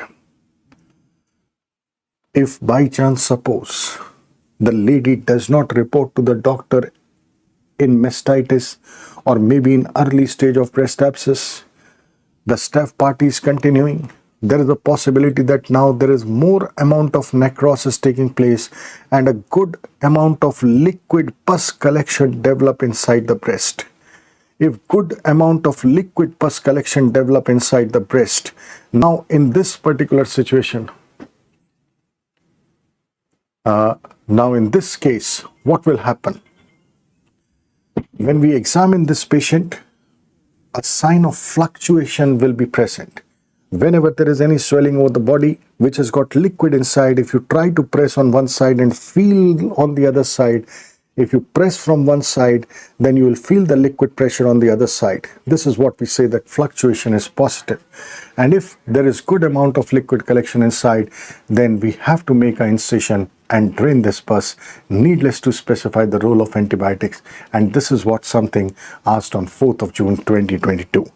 My dear friends, we'll see what all is written in the workbook, but I think I'll take approximately 15 minutes time. Just grant me 15 minutes time and I'll be back, because there's certain students who are waiting. It's a proud moment for us because they have cracked this FMG exam, and it is my duty that if I can meet them, I can share their thoughts and their happiness for a few moments. Just give me 15 to 20 minutes time, beta. I'll be back by 7:30 to 7:35. I'll update you the exact time. Thank you.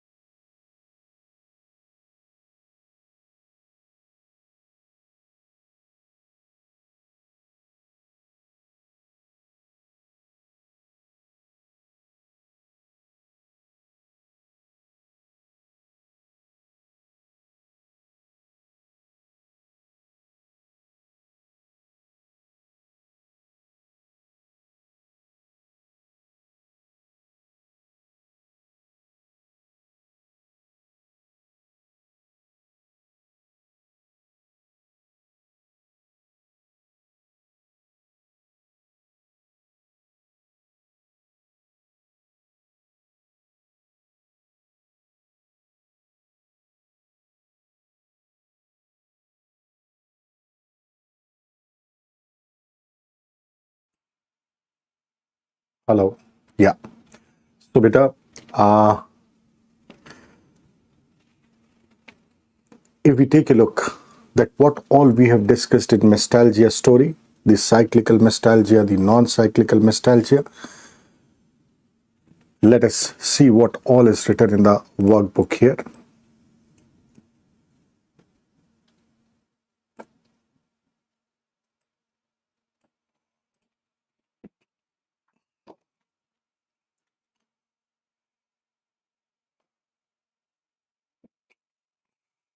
If we take a look here, beta, the cyclical mestalgia, which one would be related to hormones, beta, cyclical or non-cyclical?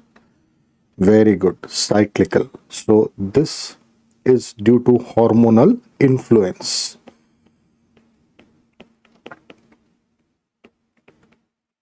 And the cyclical mestalgia will be varying with the phases of menstrual cycle, right? Since this is related to hormones, beta, we just advise reassurance to the patient. Sometimes we have to prescribe tablets of oil of evening primrose. This may cause decongestion inside the breast, and sometimes we have to do hormonal manipulation with danazol and bromocriptine. Sometimes we have to use anti-estrogen tamoxifen if the female is having severe pain. While the non-cyclical mestalgia, definitely there is no relation of hormones, non-hormonal. It is mainly due to inflammations. Now there can be inflammation of the superficial veins, which we call as Mondus disease, beta. Inflammation of the breast, which we call as mastitis. And behind the breast in the ribs, sometimes there can be inflammation of the second rib, which we call as Tietz disease. So these are various inflammatory conditions which may give rise to pain in this chest area. But pain in the breast would be mastitis or mestalgia.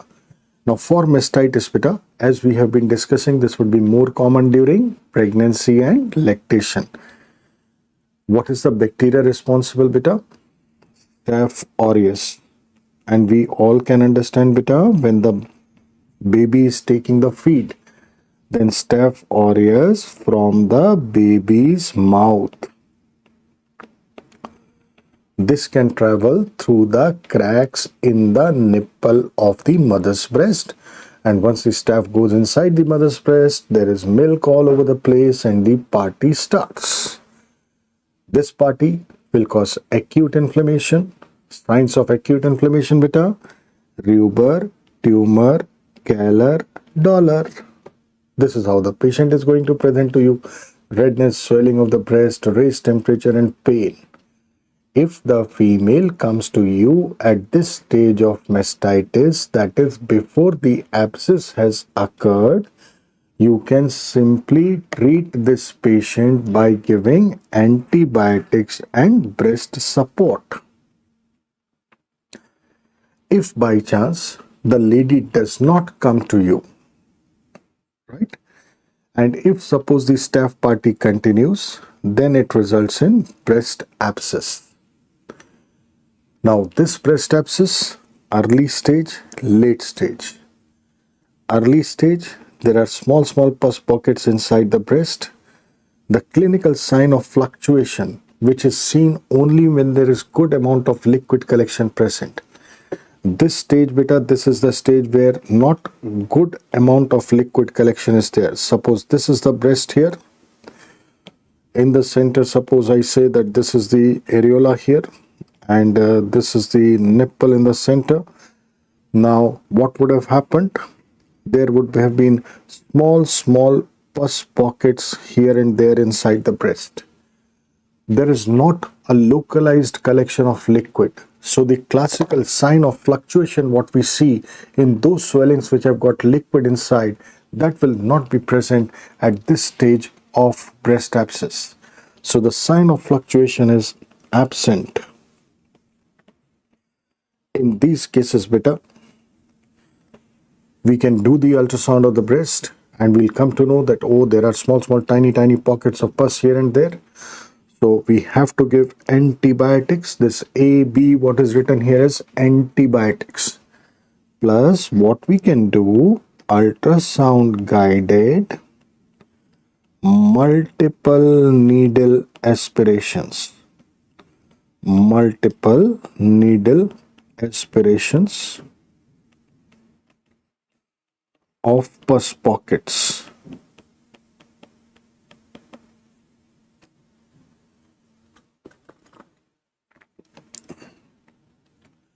In the late stage, if the party continues, suppose the lady does not present to us in the early stage of abscess, now what is going to happen?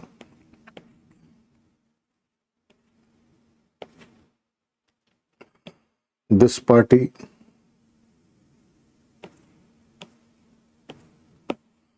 may cause localized collection of pus. Good liquid collection of pus may be seen inside the breast.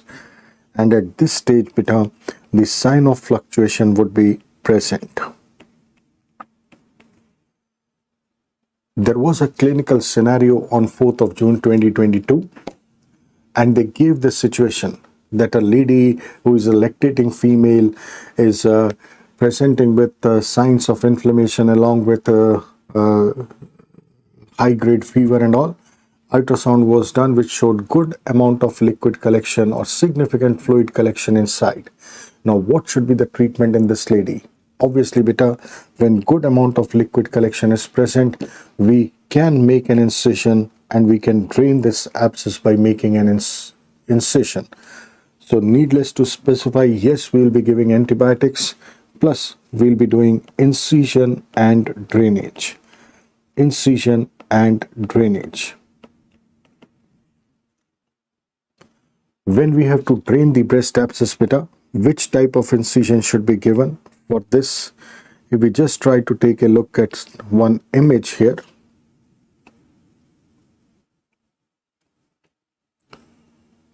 suppose I say that there is a localized collection of pus inside the breast. Suppose like this. This is the collection of pus inside. As you can see, beta, the arrangement of lactiferous ducts inside the breast is in a radial manner, right?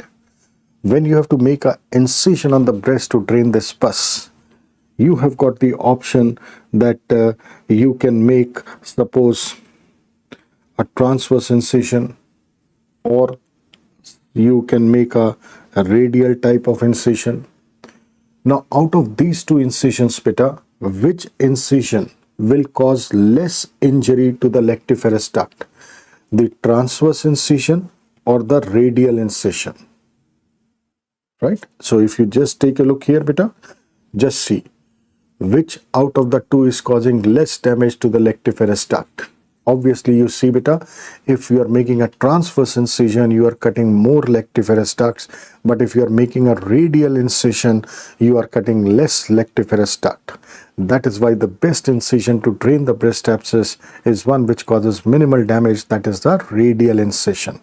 But when you make this radial incision, definitely the lady would be having a scar.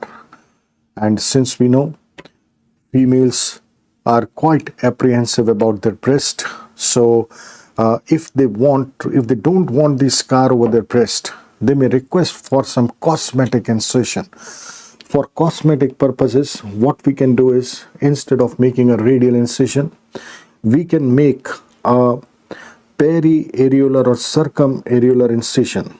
For example, herein what you are seeing is, this is the nipple area. Here, this dark pigmented area, what you're seeing, this is the areola. So what we can do is, we can make an incision at the circumference of the areola.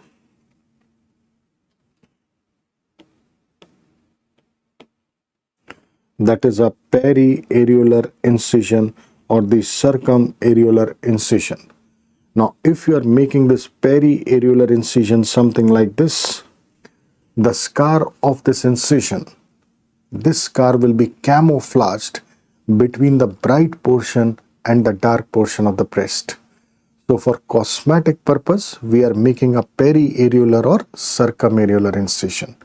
But overall, beta, to drain the breast abscess, the best incision is going to be a radial incision, right? Radial incision.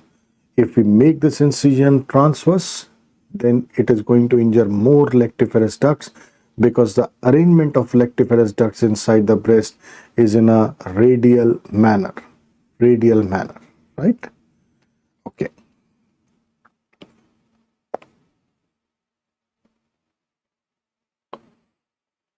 Best incision to drain the breast abscess is a radial incision, and cosmetic incision to drain the breast abscess is a periareolar incision. Periareolar or the circumareolar incision.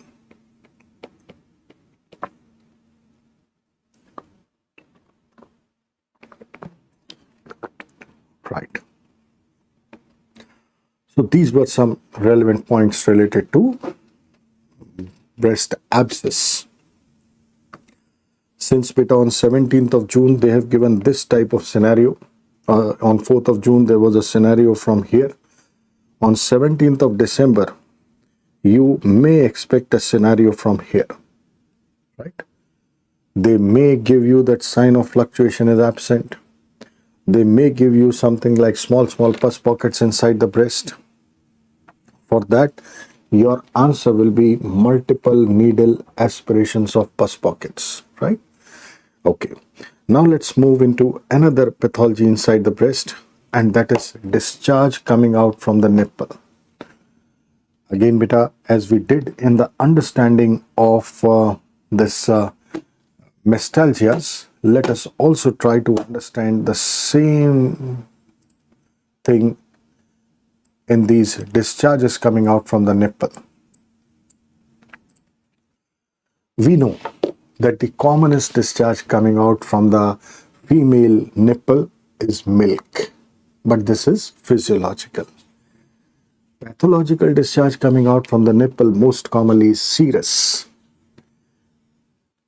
Ductectasia, we find green discharges coming out from the nipple.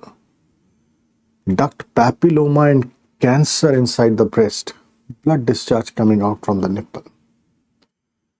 If we try to understand that why these discharges are coming out, suppose we talk about ductectasia. Now, what actually is ductectasia? For this, if suppose I say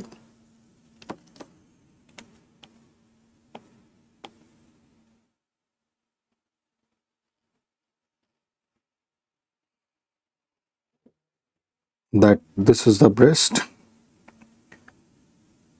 and here in beta we know there are lactiferous ducts, and these lactiferous ducts, they are actually converging at the nipple.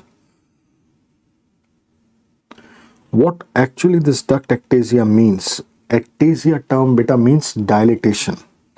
For example, if there is a dilatation in the lactiferous duct somewhat like this, this is what we'll call as ectasia. Ectasia means dilatation, right? A basic understanding what we have from vascular surgery is that whenever there is a traffic jam type of situation, suppose the secretions are moving in this direction towards the nipple, and suppose there is a traffic jam here in this area, then the proximal people are going to get dilated, and there will be stasis of secretions in this area. And this dilatation is what we'll call as ductectasia. The other name of ductectasia is periductal mastitis or plasma cell mastitis. We'll just try to understand this story. First, I'll explain this in Hindi and then I'll explain this in English. Okay? Because there is an important concept here. And this concept you apply in all the 19 subjects.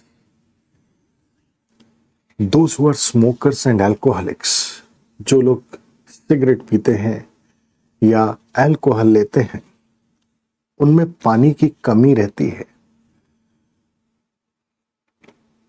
अगर उनमें पानी की कमी रहेगी, dehydration रहेगा तो body के अंदर जितने भी ग्लैंड्स हैं उनके जो सेक्रीशंस हैं उनमें भी पानी की कमी रहेगी और वो सेक्रीशंस गाढ़े रहेंगे।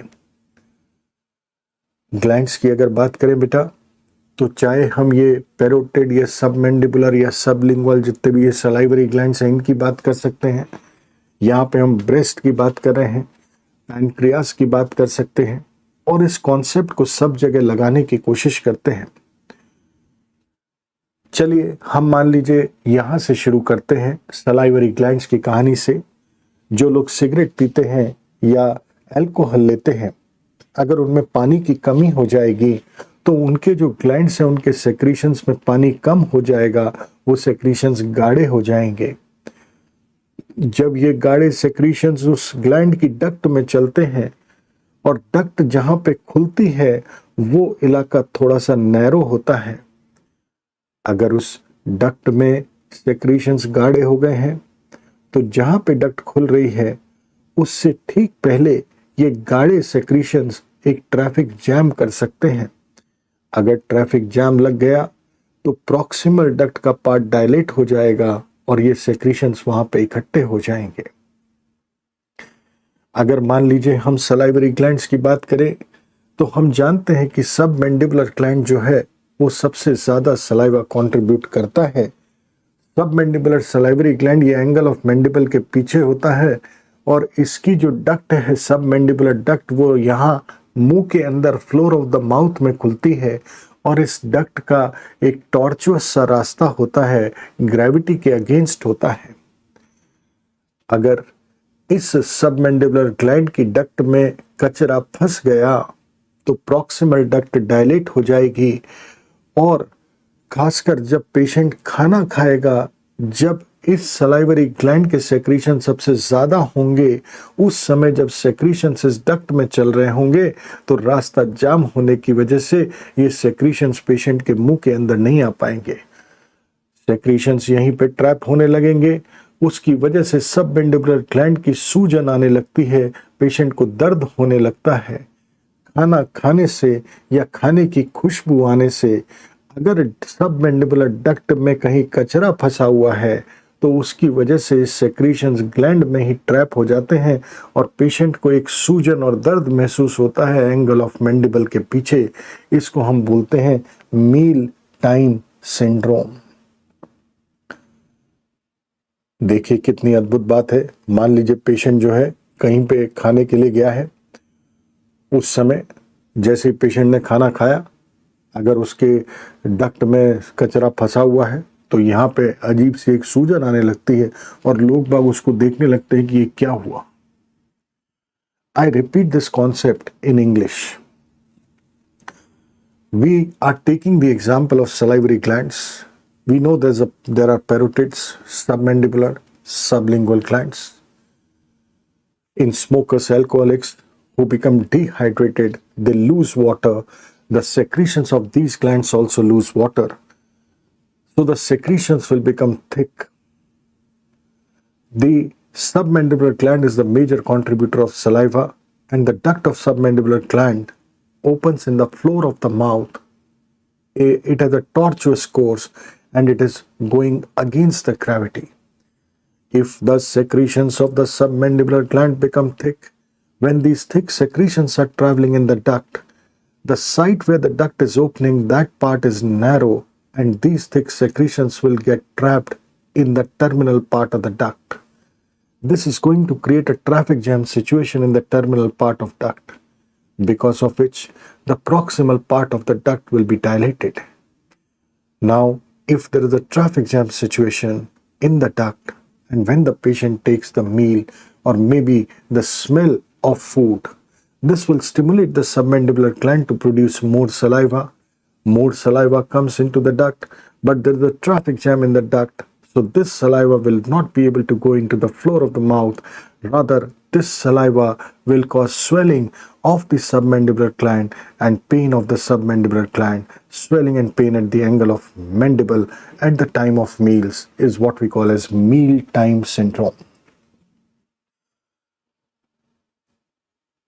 The same concept we can apply in the breast.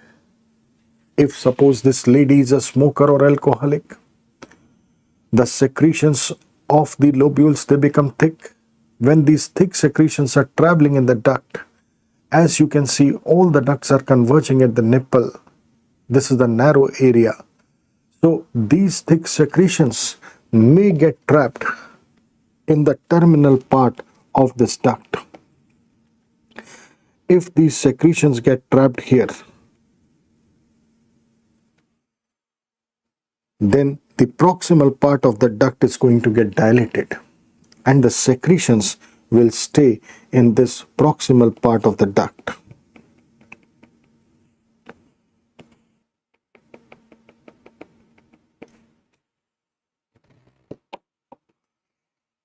If we try to apply the same concept in the pancreas, beta, let us just try to understand the story in the pancreas also, because concepts is something what is going to be crucial for our exams.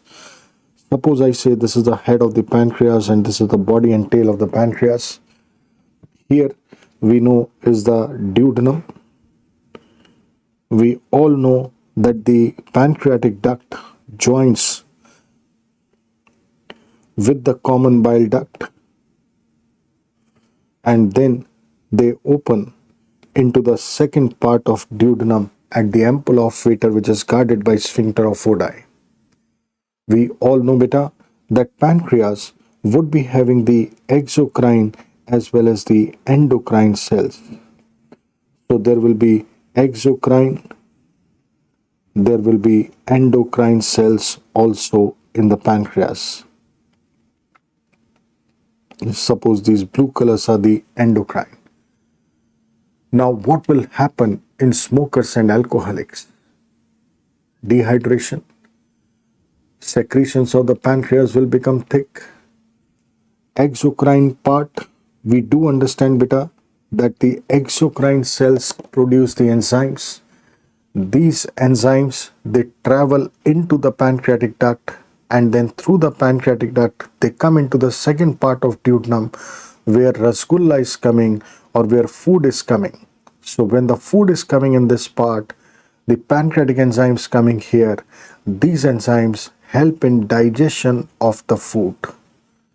By chance, if the enzymes are not present and the rasgulla is coming here or the food is coming here, no enzymes, then this food will not be digested and this food will pass as such in the stool, malabsorption. If the patient is taking some rasgulla, then this rasgulla, if no enzymes are present here, this rasgulla will pass as such. So rasgulla and rasgulla will be out from the anus, malabsorption, right? Let us try to focus on this dehydration story. Now in smoker and alcoholic, beta, these secretions, when they're traveling in the pancreatic duct,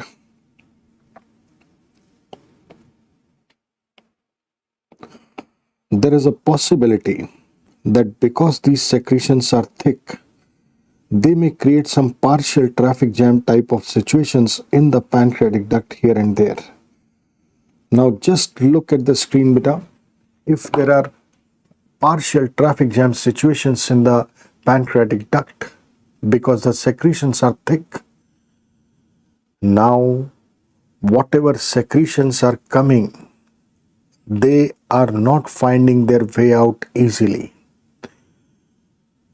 This is adding on to the proximal pressure, the pressure on the proximal cells. The pressure on the proximal cells is increasing. A stage will come when, because of this pressure on the proximal cells, these cells will start undergoing atrophic changes. If the exocrine part of the pancreas undergoes atrophy, it will not be able to produce the pancreatic enzymes. Food will not be digested properly, malabsorption.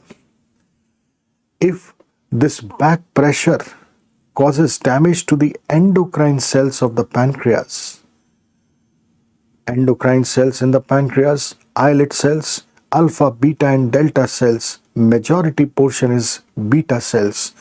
Alpha secrete glucagon, beta secrete insulin and delta secrete somatostatin. If majority is beta and these cells are getting destroyed, then the production of insulin will go down.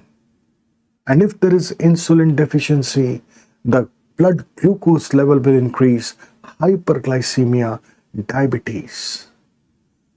That is the reason, beta, why people who drink daily for years together, in their pancreas, because of dehydration, there are partial traffic jams at different places in the pancreatic duct. This will add to the proximal pressure, and after years together, this will start causing permanent damage to the cells of the pancreas, not only the exocrine but also the endocrine. If beta cells are destroyed, insulin will not be produced, hyperglycemia, diabetes. Now I understand why people who drink they develop diabetes. जो लोग पीते हैं उनको sugar की बीमारी क्यों हो जाती, जो लोग पीते हैं उनको डायबिटीज क्यों हो जाती है, ये कारण है. When these patients come to us in practice and we take the history from these patients, they tell us, Dr. Saab, for the last 20 years, there have not been a single day when I have not taken alcohol. जब detail में इन लोगों से history ली जाती है तब पता चलता है कि पिछले 20 साल से कोई दिन ऐसा नहीं गया जब इन्होंने पीना हो. That is how this concept of smoking and alcohol is related to different problems inside the body. The story is just related to dehydration. सिर्फ पानी की कमी की हम बात कर रहे हैं, right? Okay, I hope beta you have got this concept nicely inside. Now, let us see what is actually going to happen here. Let us come inside the breast and let us see if there are thick secretions creating a traffic jam here. The proximal duct is going to get dilated, which we call as ductectasia. Since this is a story of dehydration, it is not only going to be a single duct, but this is going to involve multiple ducts, and we'll be seeing ductectasias in multiple ducts inside the breast. Many a times, these secretions, they come out of the nipple, and most commonly it is the green secretions which usually come out of the nipple. Green discharge coming out of the nipple indicates ductectasia, and we go ahead with the treatment of ductectasia straight on. Sometimes because of stasis of secretions, these discharges here may become brownish or may become blackish, or rarely they may even be bloody in nature. So we can find these different type of discharges coming out from the nipple. As we can see beta, these lactiferous ducts are converging at the nipple. Whenever there is any pathology in the duct, this is going to show some manifestation at the nipple. Many times we see nipple retraction. A slit-like nipple retraction is seen in ductectasia, while a circumferential nipple retraction is seen in duct carcinoma. Sometimes what happens beta, when these secretions stay here for a long period of time, we know stasis is an open invitation for the bacterial party, and chronic bacterial party may be seen in this area, which can lead to chronic subareolar abscess, which we call as Zuska's disease. And in these cases, patient can present with a lump beneath the nipple and areola. Depending on how the patient presents to us, we can approach the patient according to that. Let us first see what all is written here, and then we'll see how to approach the different scenarios of green discharge, blood discharge, and lump inside the breast.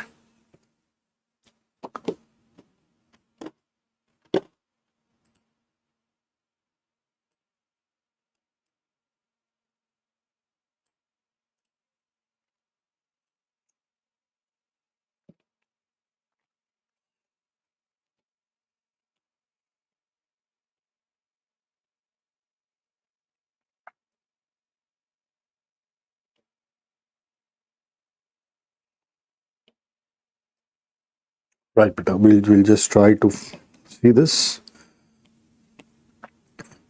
Most common discharge coming out from the nipple. Overall, beta, this is milk, but this we know, this is something which is physiological. Most common pathological discharge coming out from the nipple is serous.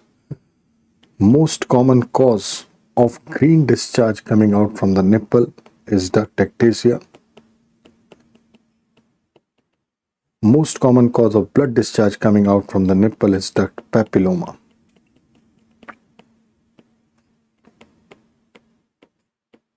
Or sometimes even duct carcinoma.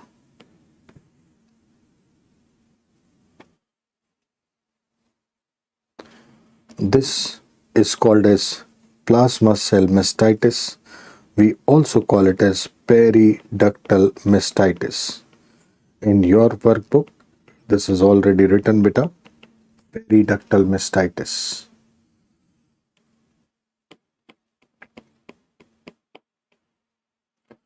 Basically, in ductectasia,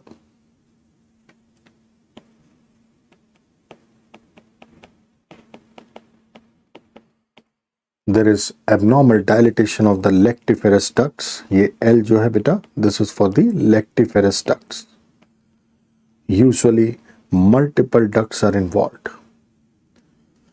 Commonly seen in smokers and alcoholics because of dehydration. Most commonly, they present with green discharge coming out from the nipple. However, this discharge at times can be brown, black, or even bloody. We find slit-like retraction of nipple in ductectasia, while circumferential retraction of nipple is seen in cancer. Slit-like retraction of nipple is seen in ductectasia, while circumferential retraction of nipple is seen in cases of cancer. Sometimes these patients can present with a chronic subareolar mass or abscess. This chronic subareolar mass or abscess is called as Zuska's disease. क्या बोलते हैं बेटा इसको? Zuska's disease, right? Now, what should be our clinical approach in management of these patients? Depending on how the patient is coming to us, if the lady is presenting with green discharge, there is no other pathology presenting with green discharge from the nipple, so there is no need to do any investigations. The diagnosis is almost certain, and we just go ahead with the treatment of ductectasia. However, if the lady presents with blood discharge coming out from the nipple, if the lady presents with blood discharge coming out from the nipple, if the lady is presenting with blood discharge coming out from the nipple, look at me, beta, look at me, look in my eyes, look at me, beta. Very important concept. If you find blood coming out from any opening in the body, it should not be taken lightly. Many cancers, they do present with blood coming out from some or the other openings. For example, if you talk about GI malignancies, if you talk about malignancy or cancers in the upper GI tract like stomach or maybe the esophagus, the patient may present with hematomasses. If you talk about lower GI tract like the colon rectum, the commonest presentation of colorectal malignancy is bleeding per rectum. If you talk about urinary tract, urethral opening, the kidney cancer, the urinary bladder cancer, the commonest presentation is painless hematuria. Oh, why there is bleeding in cancers? Because in cancer, what is happening? It is uncontrolled growth of the cells. So the cells are undergoing rapid mitotic divisions. Now, because of these rapid mitotic divisions, it is not only the multiplication of cells, but it is also the growth of the blood vessels what is taking place out there. Now, when blood vessels are also growing in that cancer, definitely, when the cancer cells are growing, there might be breakage of vessels in between, and this will lead to bleeding. That is why many cancers present with blood coming out. Breast cancer can present with blood coming out from the nipple. Uterine cancers, cervical cancers, vaginal bleeding, oral malignancies can present with bleeding from the mouth.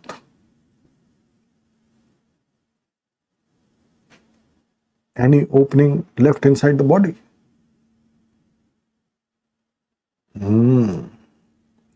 Now,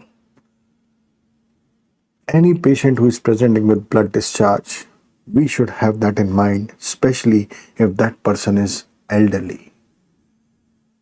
Now, here we are talking about this blood discharge from nipple, February 23, my dear friends, when you will be working in the hospital, and if you see a lady with blood coming out from the nipple, you cannot ignore. The first thing what you have to do in this lady is to rule out cancer. The first investigation what you can do after clinical examination, you collect the discharge, you collect that blood and send to the pathologist, ask him to do a cytological evaluation to say whether cancer cells are present in this or not. If the cancer cells are not present in that blood discharge, we are little safe. Then we do other investigations, like we can do ultrasound for the breast, we can do mammography for the breast. Usually in young females, we are doing ultrasound.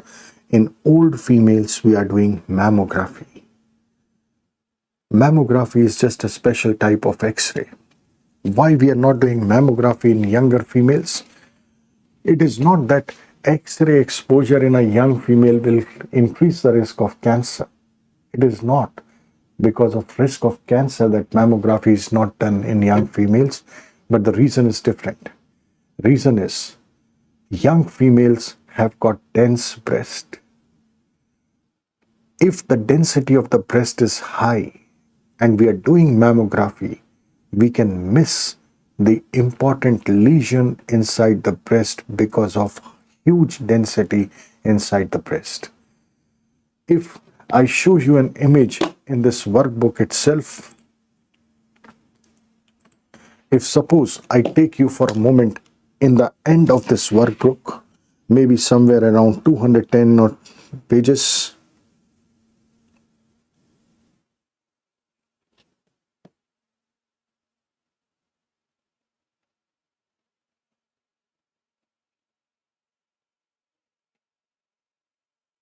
right.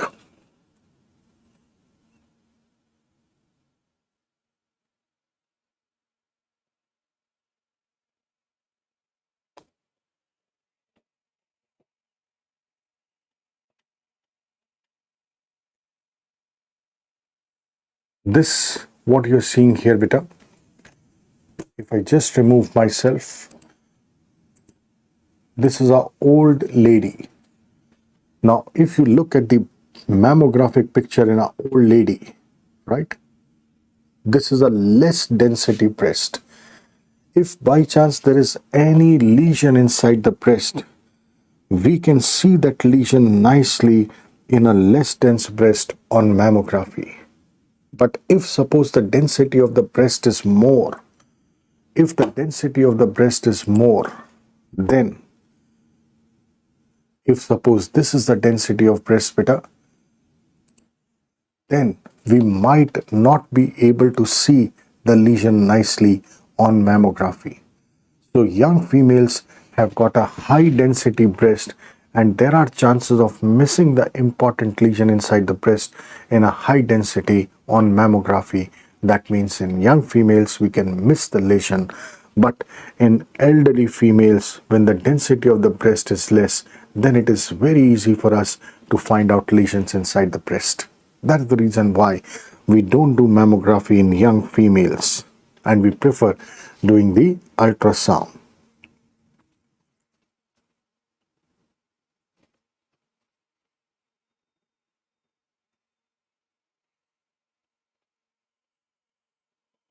Right, beta.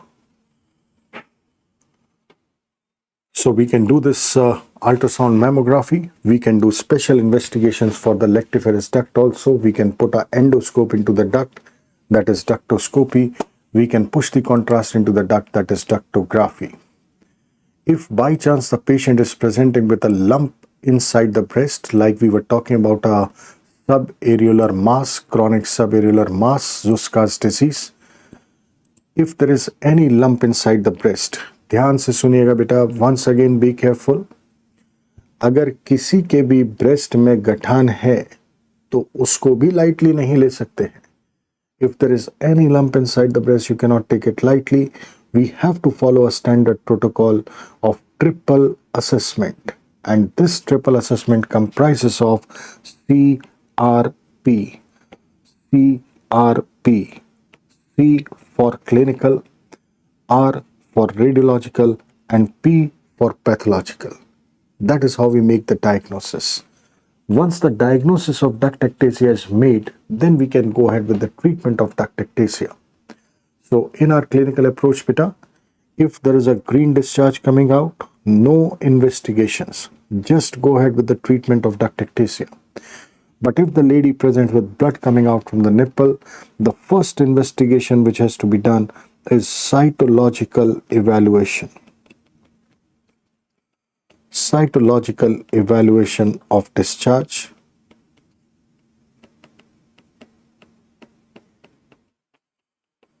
To rule out cancer cells. Cytological evaluation of discharge to rule out cancer cells. Once the cancer is ruled out, then we go ahead with radiological investigations. We can do ductography, ductoscopy, and if diagnosis of duct ectasia is made, then we go ahead with the treatment of that. If the patient presents with a lump, then it is mandatory that we are doing a triple assessment in all breast lumps. It is mandatory that we are doing a triple assessment in all breast lump. Triple assessment.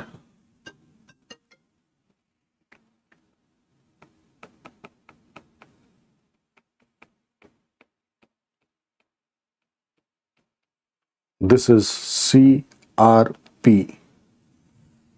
Clinical, radiological, and pathological. All breast lumps. This is mandatory. All breast lumps. This is mandatory. So we do a detailed clinical examination where we talk about history and examination. We do radiological assessment. We can do ultrasound for less than 30 to 40 years of age.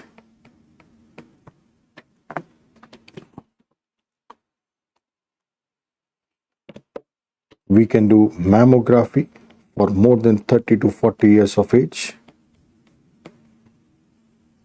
We can do pathological evaluation, like biopsy is the best investigation, and this will give us the diagnosis. Earlier we were focusing more on the FNACs. Once the diagnosis of duct ectasia is made, then we go ahead with the treatment of duct ectasia. And in the treatment of duct ectasia, what we want to achieve, very simple beta. If you just try to focus in this particular area, once again, the problem is traffic jam by the thick secretions.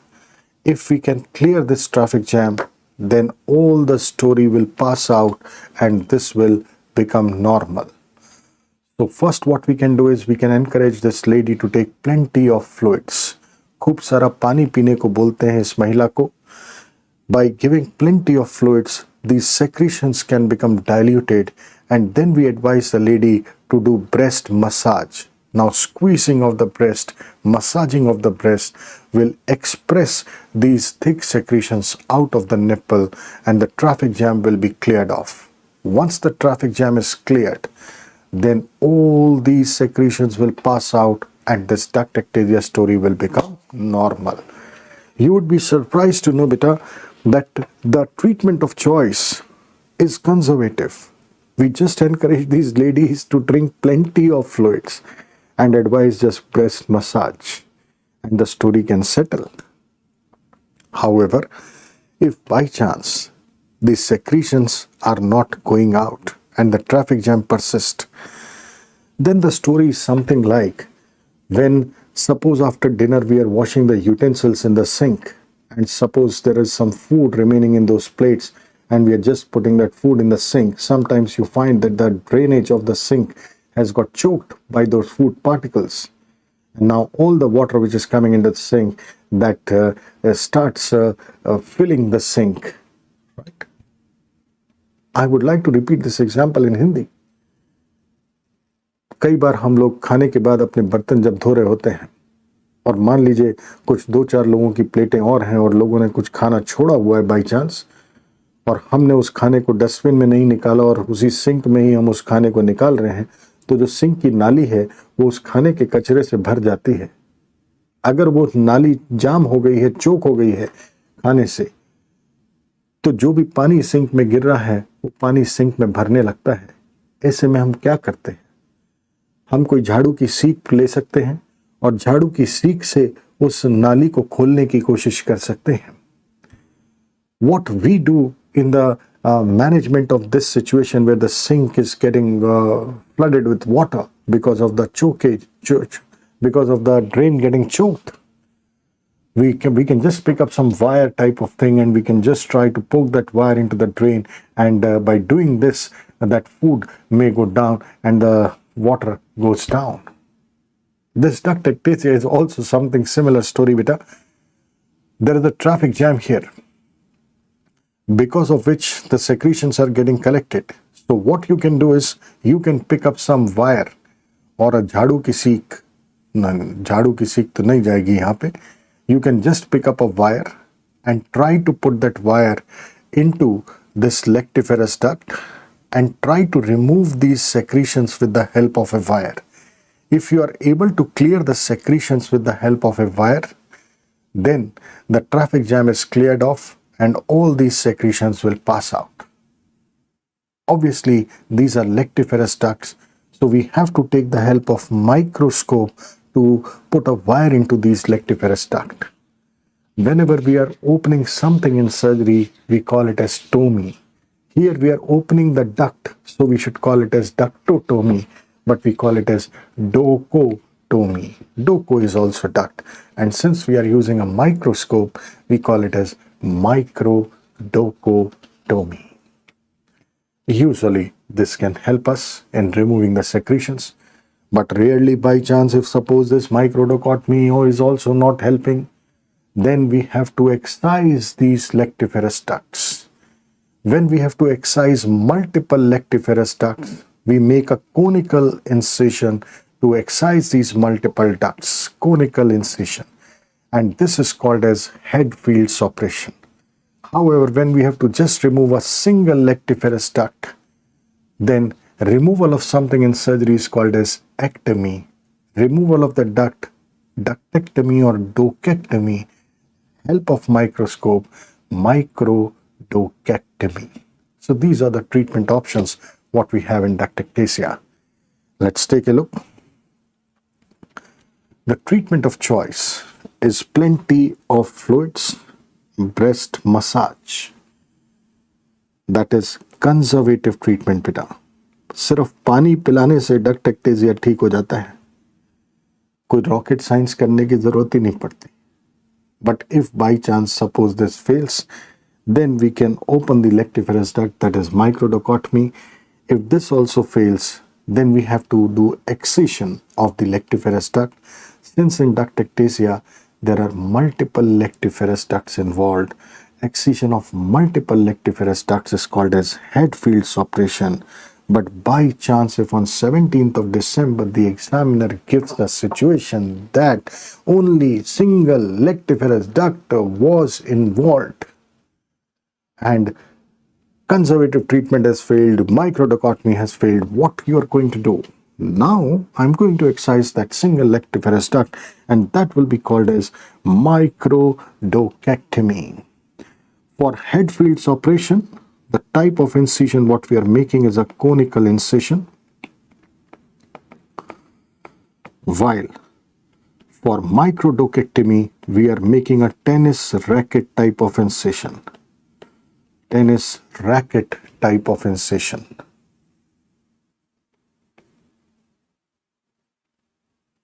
Tennis racket type of incision.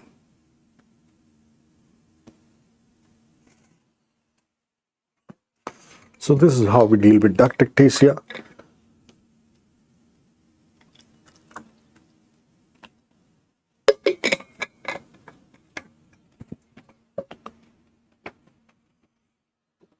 This image what we are seeing, beta, this is a periductal mastitis. These white thing what you're seeing, these are the fat cells. This narrow structure what you're seeing, this is the lactiferous duct, and you can see a good amount of inflammatory infiltrate all around the duct.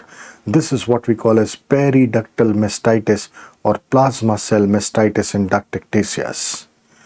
This image what you're seeing, beta, this is an image of duct papilloma. Papilloma is a finger-like projection. Can you see some finger-like projections moving here and there in this? Now, sometimes what can happen, beta, if suppose I say that this is the breast and this is the lactiferous duct. Sometimes what can happen, beta, from this lactiferous duct, there may be finger-like projections going out somewhat like this. This is a growth from the lactiferous duct. This is not something kachra phas gaya hai. This is not something clogged secretion. This is a formal growth from the lactiferous duct. Finger-like projections. Papilla. Finger-like papilla. So this is a papilloma. Papilloma. Right? Important. This is a growth. It is not only the growth of the papillary tissue but also the growth of the blood vessels. So there is a possibility that bleeding may occur, and because of this we may find this blood coming out from the nipple. So these papillomas can present with blood discharge from the nipple. These papillomas can become cancer. So we cannot ignore them, right? We have to do a cytological evaluation of discharge to rule out malignant cells. If this can become cancer, beta, what should be the treatment for this? क्या पानी पिलाने से papilloma गायब होगा? Will plenty of fluid remove this papilloma? No. Will opening the lactiferous duct remove this papilloma? No. Only treatment should be excision, and we can excise this lactiferous duct. Usually only one duct is involved, so the treatment of choice will be microdocectomy. But if on 17th of December you get a situation that multiple lactiferous ducts are having papillomas, then the answer will be, yes everybody, what will be the answer, beta? Hadfield's operation, right? So that is how we approach these duct papillomas. Duct papilloma is an abnormal papillary growth from the lactiferous duct, usually single duct involved, most commonly present with blood coming out from the nipple. Danger sign, this is pre-malignant. If there is single duct, no atypical cells, the risk of cancer will be less. But if there are multiple ducts with atypia present, then the risk of cancer will be high. Whatever it is, we don't take any chances, and we have to remove the duct, that is microdocectomy, by a tennis racket incision. And if the examiner gives that multiple lactiferous ducts are involved in papilloma, then beta, what we are doing? Very good. Let's have a good big round of applause for you, beta. Hadfield's operation. Hadfield's operation. ये करना है. So this is the story about these duct problems, duct ectasias, duct papillomas, why there is a green discharge, why there is a blood discharge coming out from the nipple. And I think we'll call this session for today here, and tomorrow again we'll be meeting at 9 o'clock or 9:15 9 o'clock probably, but yes, there might be 15 minutes here and there. So till then, have a great evening. Learn all the lessons, whatever we have discussed. Ask as many doubts as possible. Any doubt is a doubt. No doubt is a silly doubt. Please ask as much as possible till the time you are absolutely clear in your mind. Right? If I am able to solve your queries, I would be glad and happy, but there might be certain things which you might be thinking even better than me, and I may be discussing with you, and then we'll find a conclusion. What should be the answer for that? Right? You are lovely. You are great. You are really dedicated. Just few months, beta. Keep that positivity inside you. Keep that fire in your belly. Keep studying hard as much as possible. You know that this FMG exam, even if the result, suppose the result is 1%, though this should never happen, ideally it should be 100%. Every one of us has the right to pass this exam. Every one of us who is doing so much of efforts, we should be allowed to pass this exam. But even if worst to worst situation, even if the result is 1%, then you all have to be there in that 1%. A person who is scoring 240 or 250 marks, he does not have anything which is unnatural over his body. He would just be doing everyday routine in a slightly different way what others are doing. Whenever he would be studying, he would be focusing more on the intensity of study rather than the duration of study. He would be trying to grab those concepts. That is what we all have to do, and that is what you are trying to do. You are giving your level best. You are working really very, very hard. Right? And believe me, beta, if you remain honest to yourself, if you just remain honest to your conscience, nobody will ever be able to defeat you in your life. Just remain honest to your conscience. We don't have to prove to anybody else. We just have to prove to ourselves whether whatever we are doing, is it right or not. If the answer to that question is yes, I am right, then you are absolutely right. If the answer to that question is I am wrong, you are absolutely wrong. So just listen to what your heart says, what your brain says. Never lose that hope. Never ever develop any negative thought inside you. Never ever think that I'll not be able to do. कभी भी बेटा ये बिल्कुल मत सोचिएगा कि मुझसे नहीं होगा. मुझसे ही होगा. मैं ही करूंगा. I am going to do it. देखता हूं किस में ताकत है मुझको रोकने की. मुझे करना क्या है? मुझे इन क्लासेस को अच्छी तरह से सुनना है. मुझे इन क्लासेस को अच्छी तरह से समझना है. मेरे पास ये सारी वर्क बुक्स हैं. मेरे पास हर हफ्ते टेस्ट का मॉड्यूल है. मैं अगर निरंतर इस तरह से मेहनत करता जाऊंगा, हर चीज को अच्छे से समझता जाऊंगा और रोज का काम रोज ही खत्म करूंगा, फिर कैसे नहीं होगा? बिल्कुल होगा. और यही विश्वास, keep that belief inside you. Always feel that you are one of the most beautiful thing what this planet is having. And you have got everything inside you to do wonders, to do miracles. करिश्मे करने वालों के अलग से scene नहीं होते. People who are doing miracles, they are not having any unnatural things. Everything is natural. They are human beings. You are a human being. You will be doing the miracle. Let's have that fire inside our belly. Keep going, keep going, keep going, and let us see how anybody can come in between our preparation. Thank you very much. God bless you all. Wish you a great evening ahead. And I'll just take a break of 5 minutes, 5 to 8 minutes, and then I'll be solving the queries right here. Thank you very much.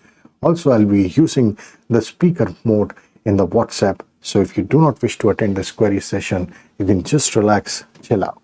Bye bye. Take care. God bless.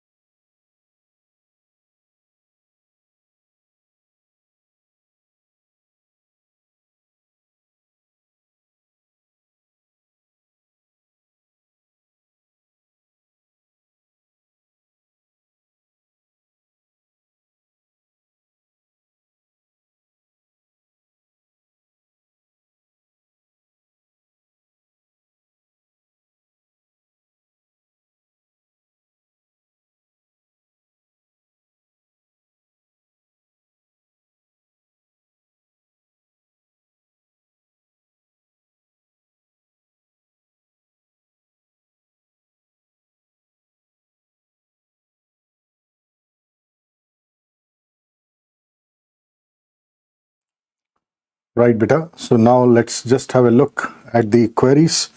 As usual, first I'll have a look at the batches.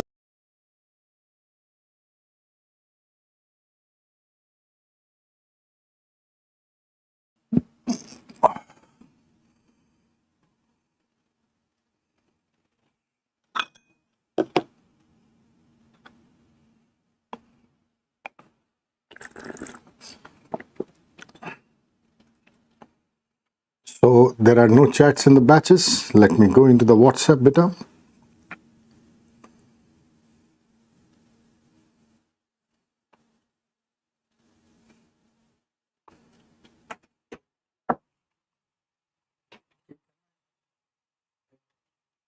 Hello. Just a second. Let me just check whether the audio is right or wrong. It's okay.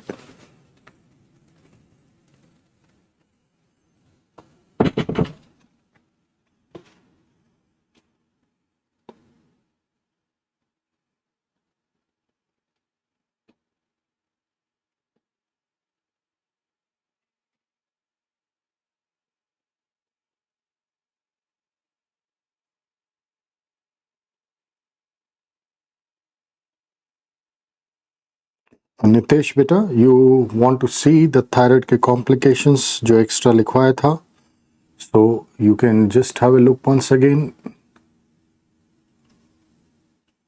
The complications of thyroid surgery. Nitesh, you can just have a look at the complications of thyroid surgery right on the screen now.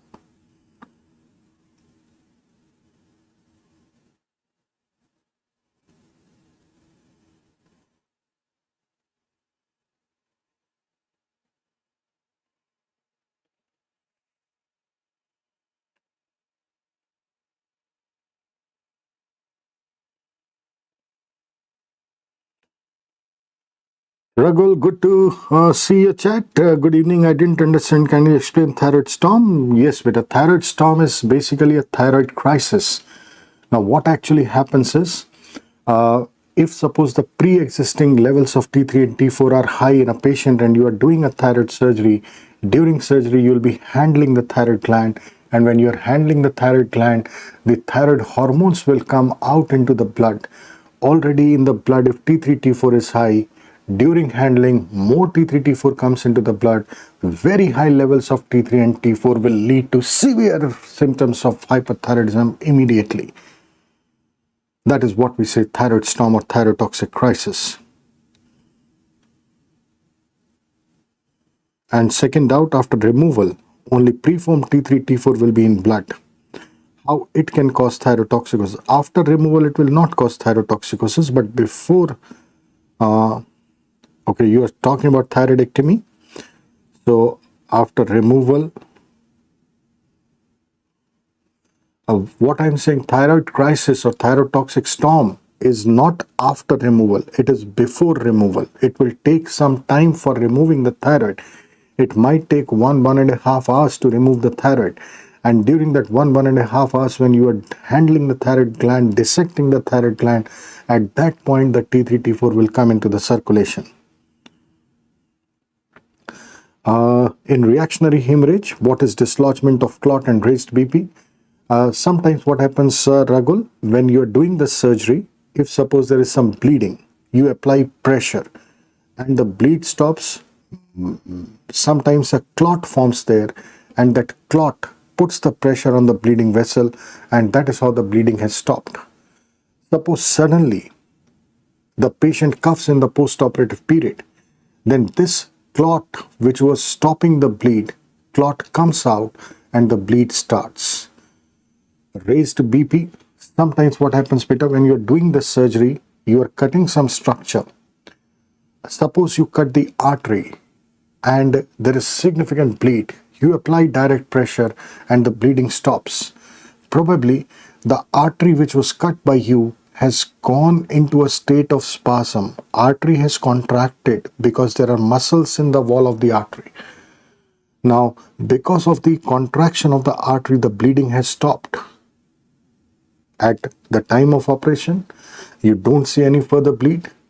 You close the operative site, you shift the patient out, in the recovery, if by chance suddenly the blood pressure of the patient increases, then that artery which went into a state of spasm, suddenly because of high pressure in that artery, the spasm will go off and the artery will start bleeding again. So this is also one of the causes of reactionary hemorrhage. I hope this helps, Ragul.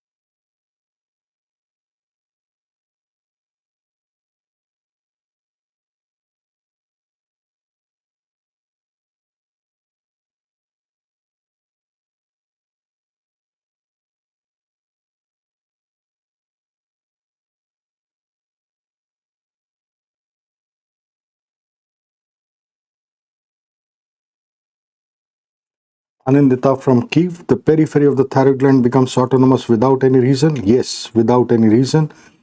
Sir, when we are saying anti-thyroid drugs given up to evening, presuming the surgery is next morning, that's right. In duct ectasia, aren't we giving antibiotics? Isn't there a bacterial party already? If there is a bacterial party, there would have been an abscess formation.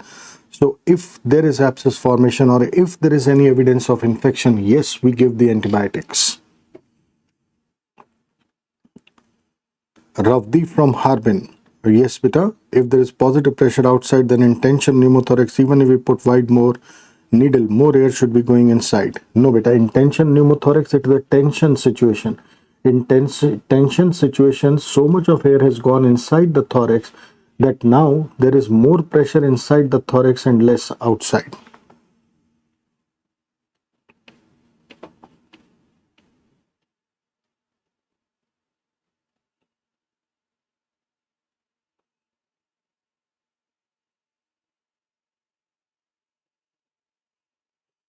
Unnati from Orenburg, beta. In pembrolizumab, we want to do it in India patient, dark or slightly dark. Will this? Yeah. We would be able to see some flushing, beta, even in dark skin.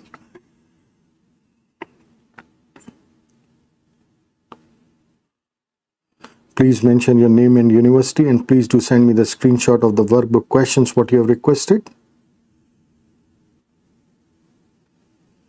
Invasive means when we are entering inside. Conservative means when we are not doing any operative intervention. Conical incision is neither a radial or transverse incision, beta. It is a conical where the base of the cone is placed at the base of the breast.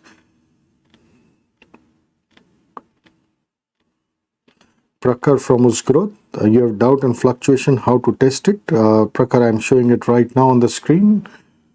Basically, if there is any liquid collection, right, somewhere, suppose I say that there is a swelling here, which has got liquid inside.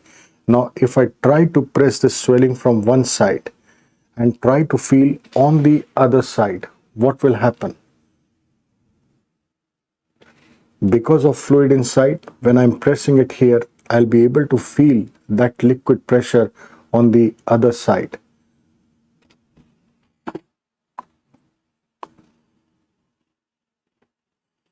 Niharika from Orenburg. Yes, Peter, can you please tell me, does Raynaud's occur in males like in some percentage, or it occur only in females? Very rarely it can even occur in males also, Niharika.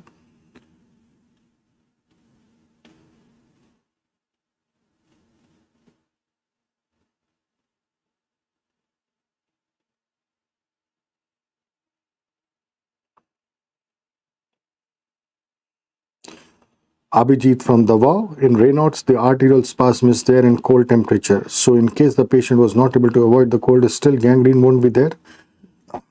If gangrene is developing bitter, that will not be Raynaud's, because in Raynaud's it is just a focal spasm which disappears. That is what is Raynaud's. If the spasm persists, that is not Raynaud's. Yeah, the question number 4, generally in Raynaud's we do not find any gangrene bitter, and in the given image we are seeing the gangrene, so it is not a case of Raynaud's, it is actually a Burgess disease.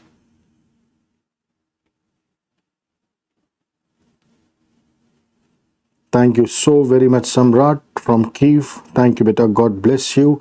May you come out with flying colors.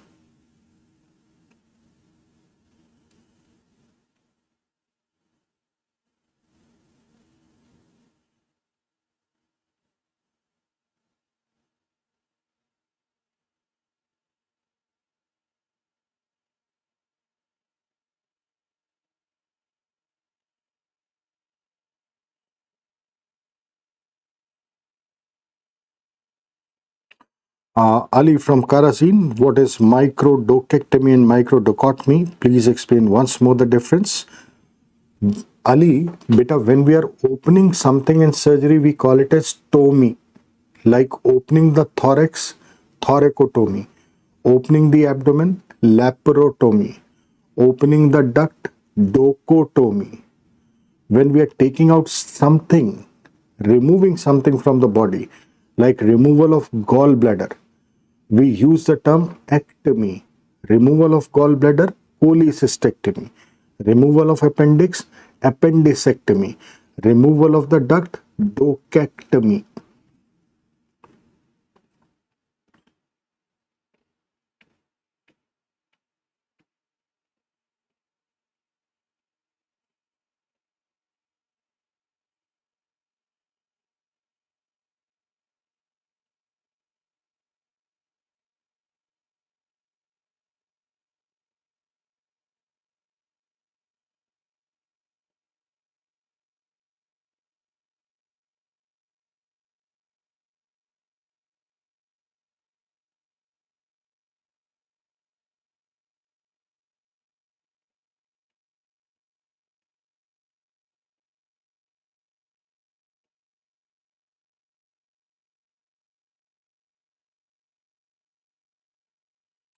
Akanksha from Jiangxi, beta, can you mention which question you want me to answer?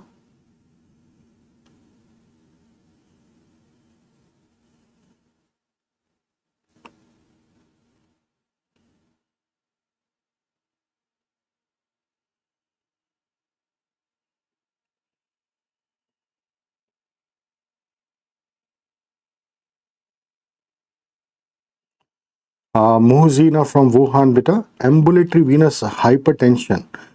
Basically, this is a feature what we see in varicose veins.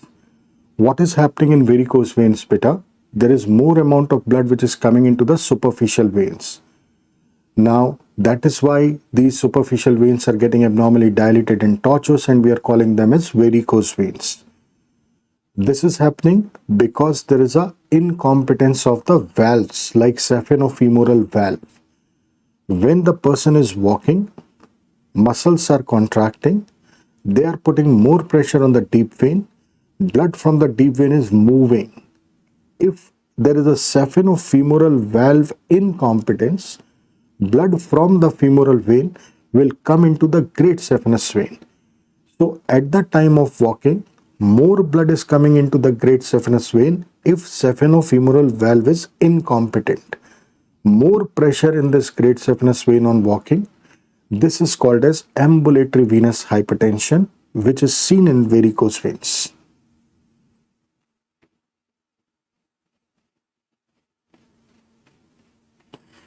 Primary lymphedema is not seen in breast cancer beta. Primary is due to hypoplasia of lymphatic channels. Breast cancer lymphedema, it is secondary lymphedema. Regarding Olin's, I'll send you something. And Pooja, may I know your university beta, please?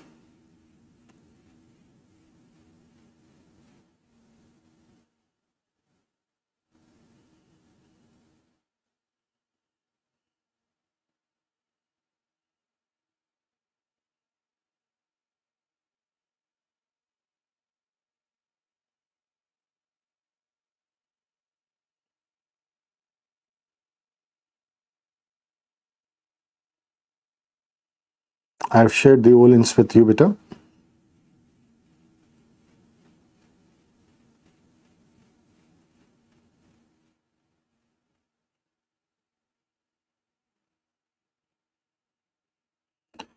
Samriddhi from Bukovinian, please explain late stage mystery again. What should we do rather than radial incision? We are doing incision and drainage, Samriddhi, in late stages of breast abscess. Basically, if formal abscess have formed, then we have to do incision and drainage if there is good amount of liquid pus inside. Radial is the best incision for draining the breast abscess, but if the lady wants to be more cosmetic, she does not want that her scar in the breast should be visible, in those cases we can make a peri-areolar or circumareolar incision. In premenopausal, tamoxifen generally we use 20 mg once a day.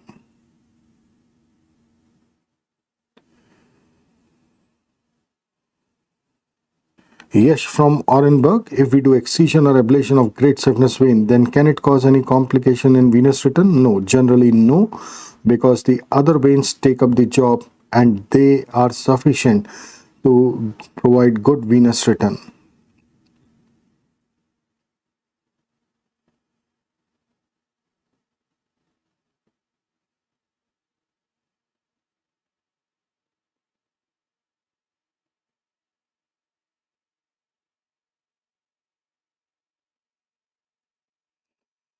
Janish from China Medical University, all I have to say to you is that you are a really great teacher. Thank you, beta. Thank you so much. Your hyper spirit really encourages us to get out of our comfort zone and do better. Thanks for the help. Thank you, beta. Thank you for such kind words of appreciation. May God bless you. May God give you all the strength and courage to remain pumped up during this journey. And may you come out with great, great score and flying colors.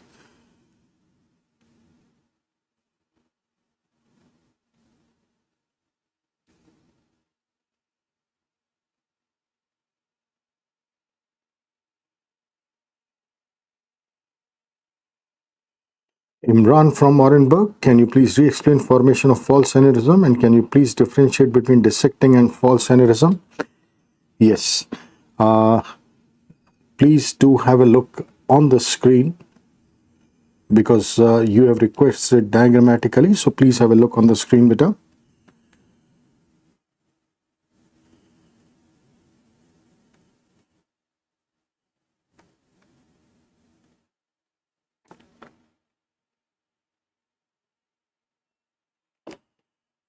Suppose this what you are seeing, this is the artery, or I'll draw it here. Now this is the aneurysm. If you look at the different layers of the artery, beta, there is a intima. If the intima is present here,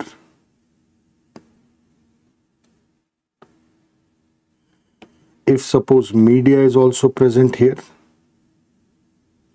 and if suppose adventitia is also present here, that means all three layers are present in the aneurysm, and this will be called as a true aneurysm. But sometimes what happens, If suppose this is the artery and this is the aneurysm, what is happening if this is the media of the artery and the blood is trying to expand from inside, then many a times what happens, this flow of blood stretches the muscle of the media, and the media is just stretched and only intima is present in the aneurysm. So if you just focus in this particular area, in this diagram you are having only the intima here, but in this diagram you are having intima, media and the adventitia, all the layers. So that is the difference between true and false aneurysm. Dissecting aneurysm is different, beta. In dissecting aneurysm, what happens? Now suppose this is the blood vessel, and suppose I say that this is the intimal layer, outside will be the media. Now in dissecting aneurysms, what happens? The blood that flows from inside beyond the intima, and now because the blood is flowing here, so what is happening? The blood is getting collected here. Right? So I hope you are able to understand. If suppose the blood breaches the intima and goes outside the intima but confined within the media adventitia, then this collection of blood, the media would be somewhere here, the adventitia would be somewhere here. This is what we are calling a dissecting aneurysm.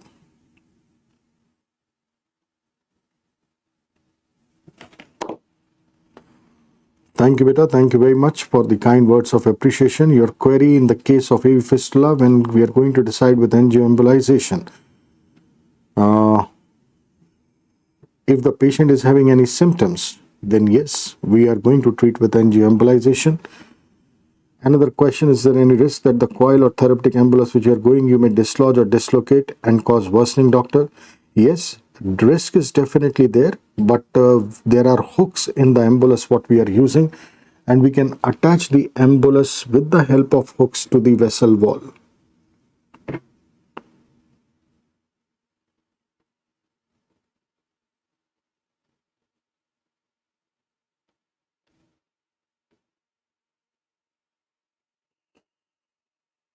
Yashwant, when there is high BP in angioembolization, there may also to dislocate a coil. If we are attaching with the help of hooks, then usually not. Anish from KNMU, beta, FNAC is fine needle aspiration cytology. We are putting a 23 gauge to 26 gauge needle into any swelling and we are aspirating the cells. RF from Sumi, good evening, very good evening, beta. Why we can't use radiotherapy on squamous cell carcinoma? Generally, the squamous cell carcinomas do not respond nicely to radiation because the sensitivity of the squamous cell carcinoma cells is not much for radiation. In case of lactating mother after doing head fields, does the breast functions will be completely normal? No, beta. After doing a head fields operation, when you have removed all the lactiferous ducts or majority of lactiferous ducts, the disadvantage of head fields operation is she will not be able to breastfeed the baby.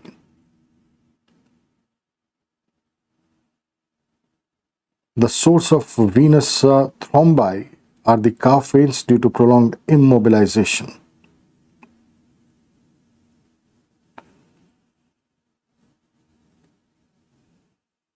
Praveen from Osgrowth, thyrotoxicosis seen in nodular water passes that we can see thyroid can basically in nodular coitus. Generally there is hypothyroidism only, beta, and in these nodules usually what we see, the central part of the nodule is having the necrotic follicles, but in the peripheral part of the nodule we may have some active follicles, and sometimes these active follicles at the periphery of the nodule can become overactive and autonomous and start producing more T3 and T4, which can lead to secondary thyrotoxicosis.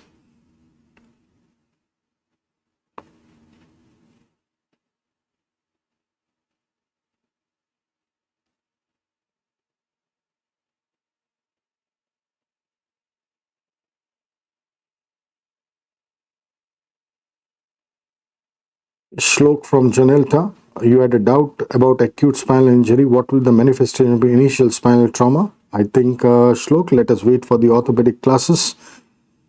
And also, when we use transesophageal echocardiography, whenever we have to study the motion movements of the valves, and I think the medicine faculty would be a better person to answer when we are going to use this transesophageal echo.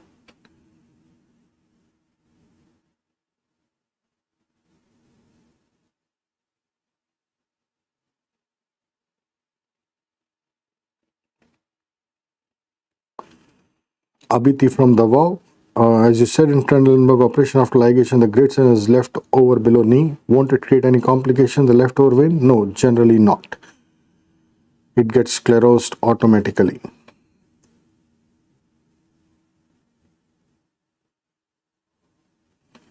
Firdosh, I hope you have got the Nicoledoni sign, I think in the revision part. Now, another question from you, multinodular goiter, we have high levels of T3 and T4. No, generally not. We do not have high levels of T3 and T4. There are high levels that is seen as a complication rarely in multinodular goiter. That is secondary thyrotoxicosis, which is rarely seen in multinodular goiter. FNAC beta, fine needle aspiration cytology. Please do send me the question specifically which you are wanting to know, beta.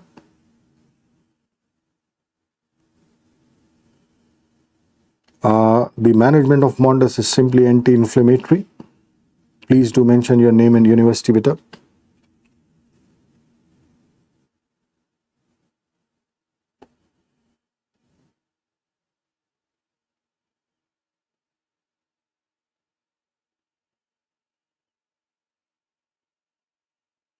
No, there is no restriction for breastfeeding and mastitis, beta.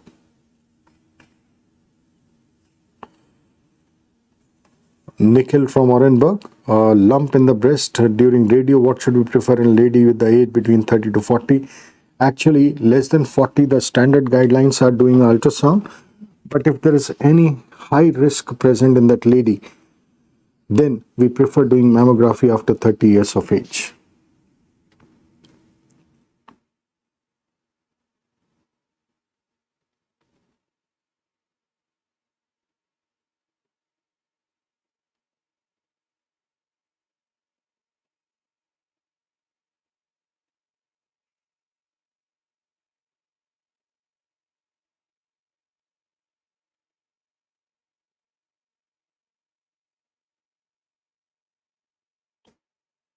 Thank you, beta. Thank you so much. Please mention your university also, Hawa.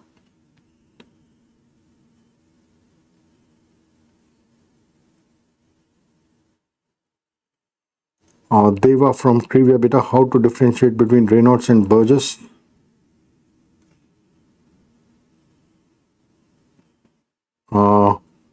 Beta, the image which you have sent, this is showing gangrene. Gangrene is something we don't see in Raynaud's. Burgess, yes, we can see the gangrene. Thank you very much, Peter, for your kind words of appreciation. May God bless you.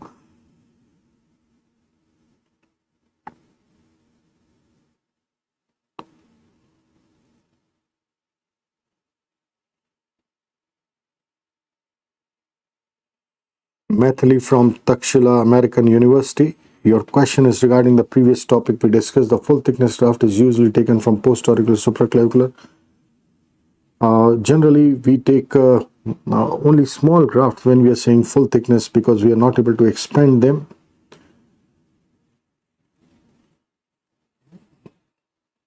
Usually, full thickness grafts are rarely used, only to cover the cosmetic areas, Mathili.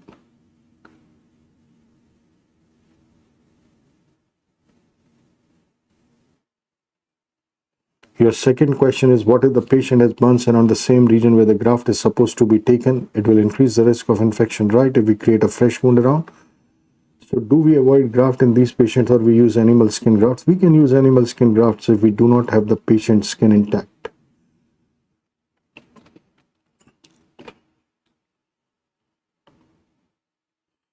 The 4 steps in the synthesis of thyroid hormones, beta: TOBC, trapping, oxidation, binding, coupling. Whatever iodide we take from diet, maybe in the salt, this iodide is trapped by the thyroid follicles, then it is oxidized to iodine, and then iodine binds with tyrosine to form monoiodotyrosine, and then there is coupling of mono plus mono to form di. Di plus mono forms tri, di plus di forms tetra. This is how tri, tetra, T3, T4 are formed. Yeah.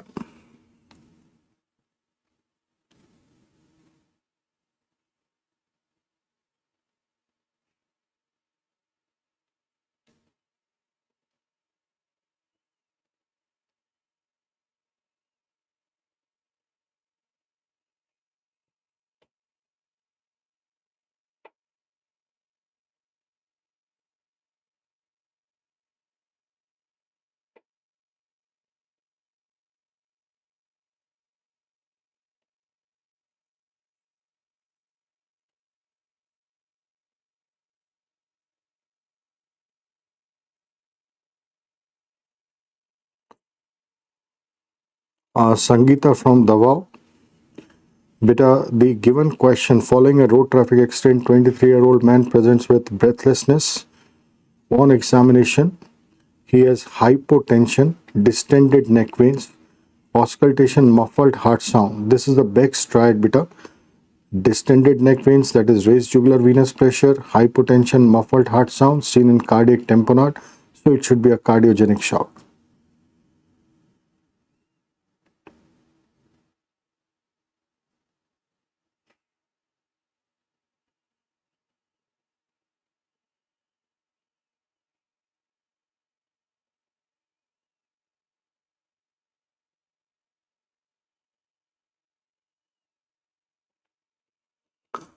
Question number 3 and 4 of the workbook from Ajju Vinitsia National Medical University.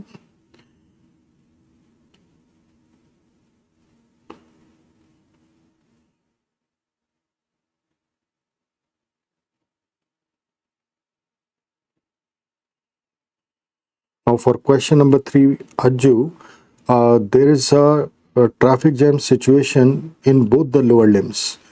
So if both the lower limbs are getting involved in arterial obstruction, that means the obstruction has to be at the level of bifurcation of aorta. That means aorta and a common iliac. So aorto-iliac obstruction will cause ischemic symptoms on both sides of lower limbs. If it is a aorto-iliac obstruction, it is suprainguinal, and for suprainguinal, we use Dacron graft, beta. And for the question number 4, beta, we are seeing gangrene at the tip of the fingers. Gangrene is something which we usually not see in Raynaud's. So this is commonly seen in Burgess disease.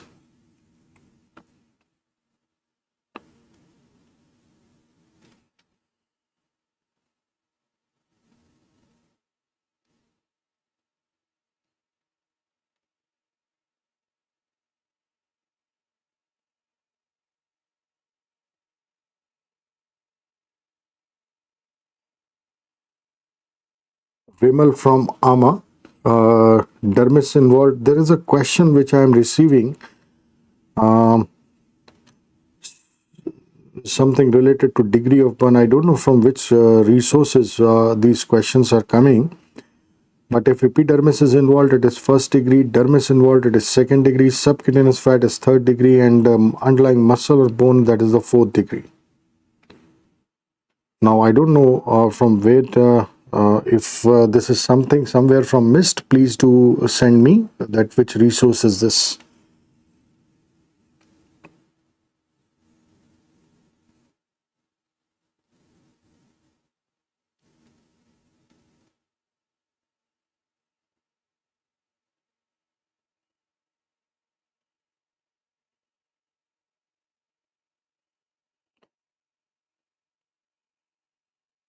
Dhrutiman, about goiter, could you please explain again in brief? And is goiter only occurs in hypothyroidism and hyper 2? In hyper also there can be goiter. Whenever the commonest cause of goiter is iodine deficiency, whenever iodine is not there, T3, T4 is not getting formed, so T3, T4 levels in the circulation will be low. This will increase the TRH and TSH. High TSH will act on the thyroid follicle, will try to release that preformed T3, T4 from the follicle, but if there is no iodine, no T3, T4 is released. High TSH will stimulate the thyroid follicle to grow. So the follicles will keep on enlarging if the TSH levels are high. Since there is no iodine, despite a high TSH, T3, T4 is not there inside the follicle, so T3, T4 is not increasing in the circulation. T3, T4 remains low, TRH, TSH remains high, and TSH keeps on enlarging the follicles, resulting in goiter.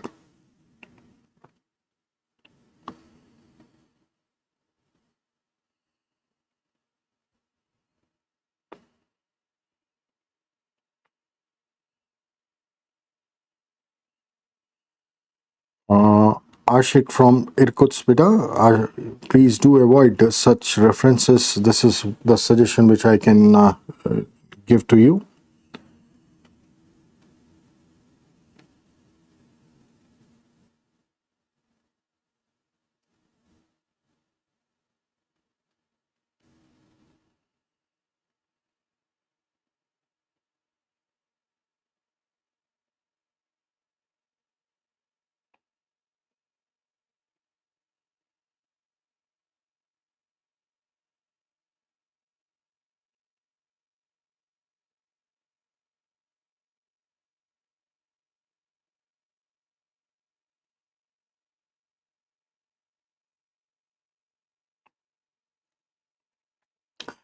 Ayan from Orenburg, one question given in workbook that blackish tails is caused by Burgess. Yes, I think you have listened to this explanation, I hope. Gangrene is something which is not a feature of Raynaud's,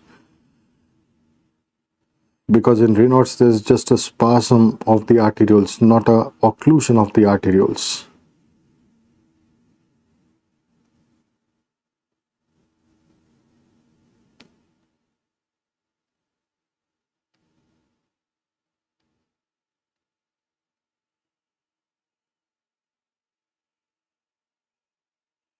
Pragyan, may I know your university, beta?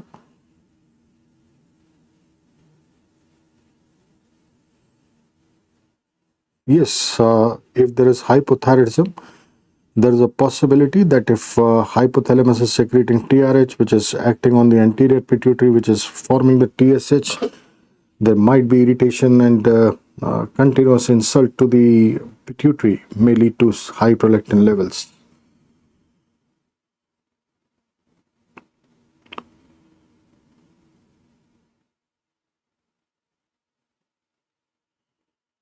Mohammed from Kiev, beta, this is tablet of oil of evening prime rose. This is for decongestion used in cyclical mastalgias.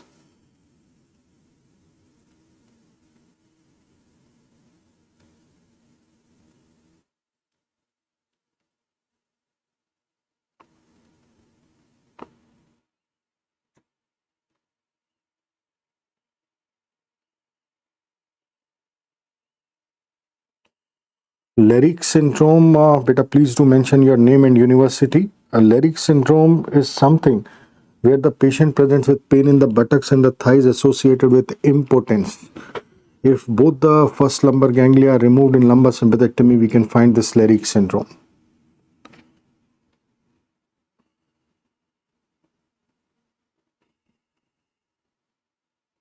Yeah, polymazia and polythelia are abnormal condition, beta. Generally, a female is having two breasts and two nipples, but if there are multiple breasts and multiple nipples, that is abnormal.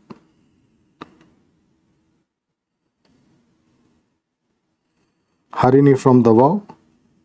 I hope I just explained the question number 3 and 4. I'll send the audio explanation right away.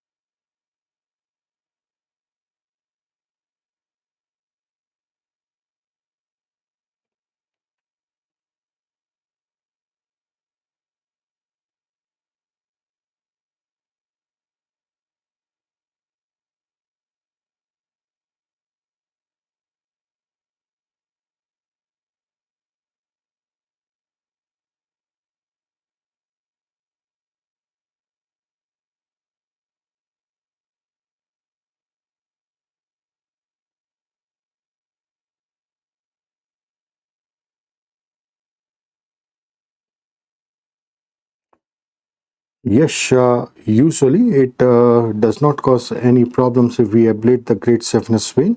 The other veins take up the job and the venous return is normal. Devika, I just explained the fluctuation wherein if there is a swelling who has got liquid collection inside, and if you try to press from one side and feel from the other side, you can feel the liquid pressure and you feel that the fluctuation is there. Jitin from Perpetual Beta, poi kilo, thermia. Thermia is temperature, poi kilo is cold. So coldness is what is poikilothermia.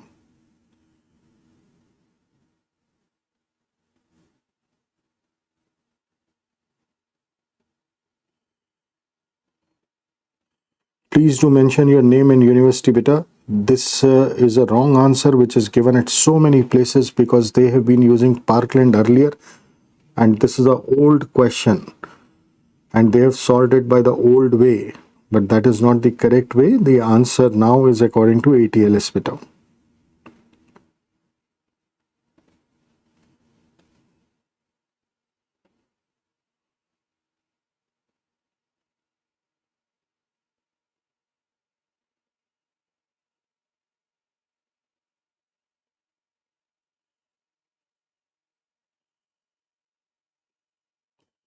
Basic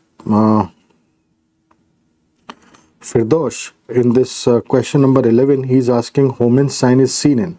So the answer should be DVT. Now, DVT is seen in prolonged immobilization situations.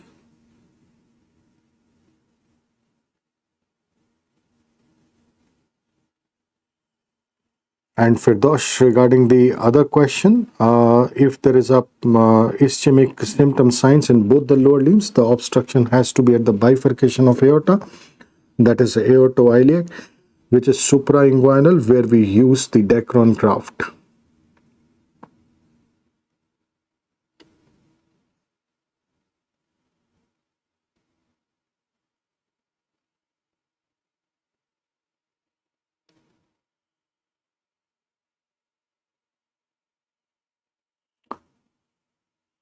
For this first question, beta, the trunk in a baby 6-year-old, this should be somewhere around 30-32%. And then what else?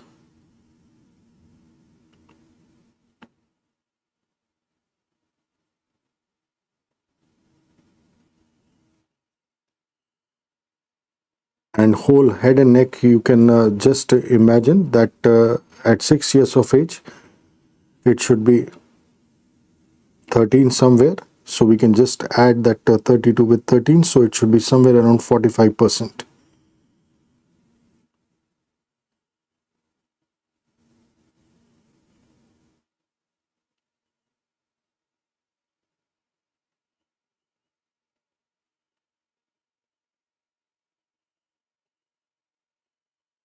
In the second question, there is head and neck burns, buttocks burnt, and thigh burns. So head and neck child, the age is not mentioned. So this can be anything between say 9% to 18%. Then buttocks would be somewhere around 5%, and the thighs would be somewhere around you can consider 20%. So 20 plus 5, that is 25, and head and neck can be anything between 9 to 18. So let us take it somewhere around 12. So 25 plus 12, that would be somewhere around 37.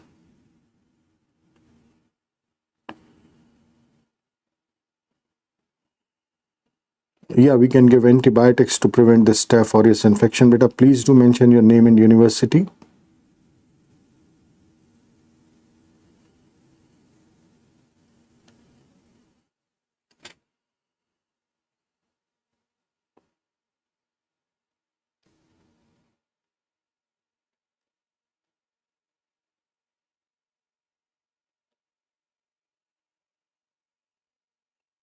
I got it, beta. You are the Mahi from Our Lady of Fatima. Thank you very much.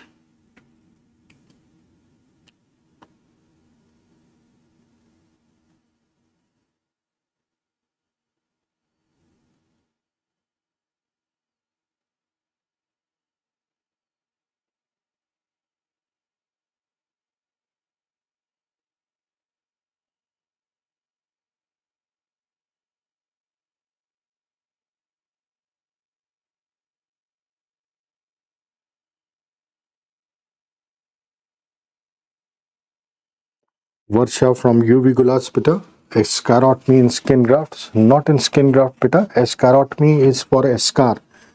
Escar is somewhat we see in deep burns.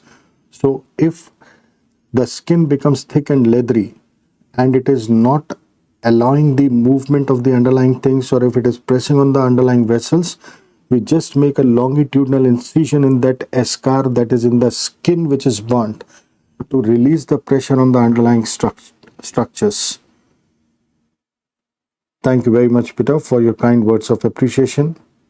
Your second doubt, after stripping the great stiffness in, what is usually done to the vein? What about the blood that is usually carried by GSV?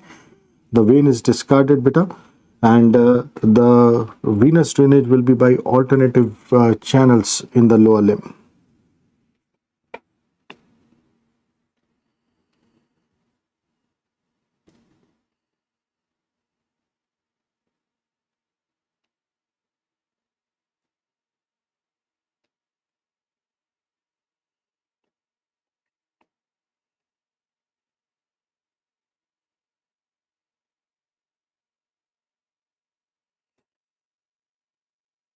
Agnes from Perpetual beta, thoracic outlet syndrome. I just gave the example of cervical rib beta. If there is extra rib present, then this may put pressure on the mediastinal structures like the major vessels are passing here. It may put pressure on the subclavian arteries, which may decrease the supply to the respective upper limb.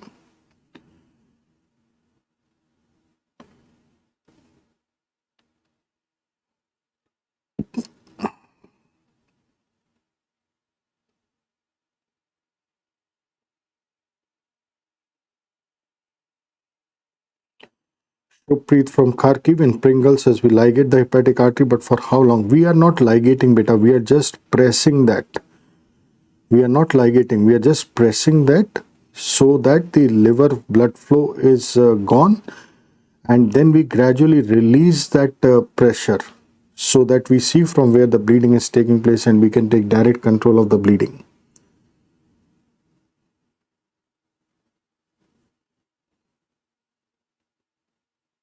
Jaydeep from UV Gulas beta, if we remove the GSV, will there be no? There is no problem beta, the other veins will take over.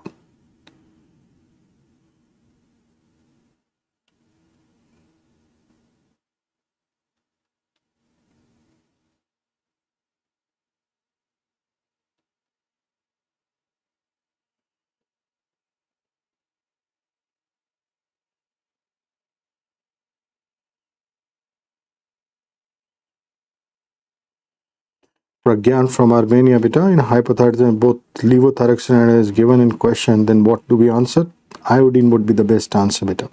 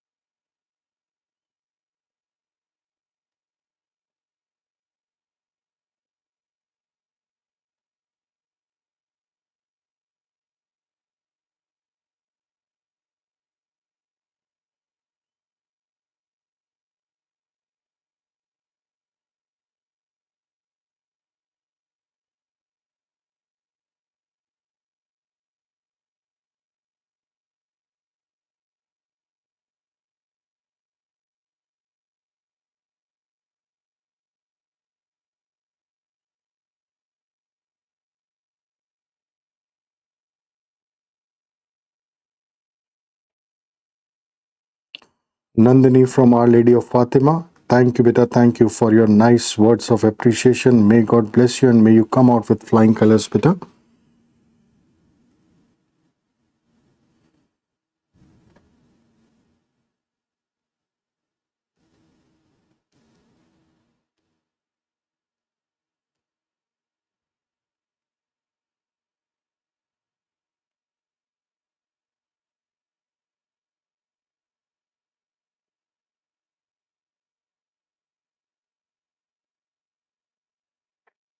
Ashik from Irkutsk.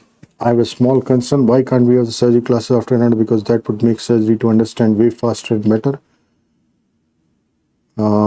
Please let me know, Ashik, which part in the anatomy related to surgery you're not able to get it, because anatomy classes are scheduled in the middle of August for you.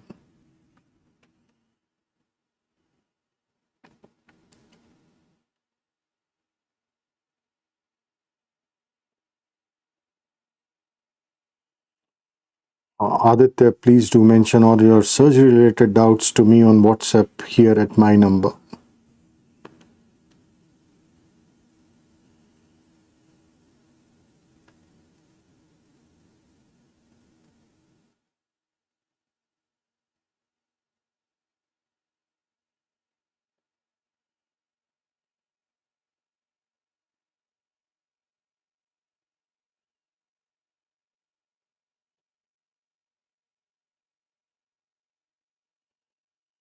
I repeat, beta, epidermis is first degree, dermis is second degree, subcutaneous fat is third degree, and muscle or bone is fourth degree.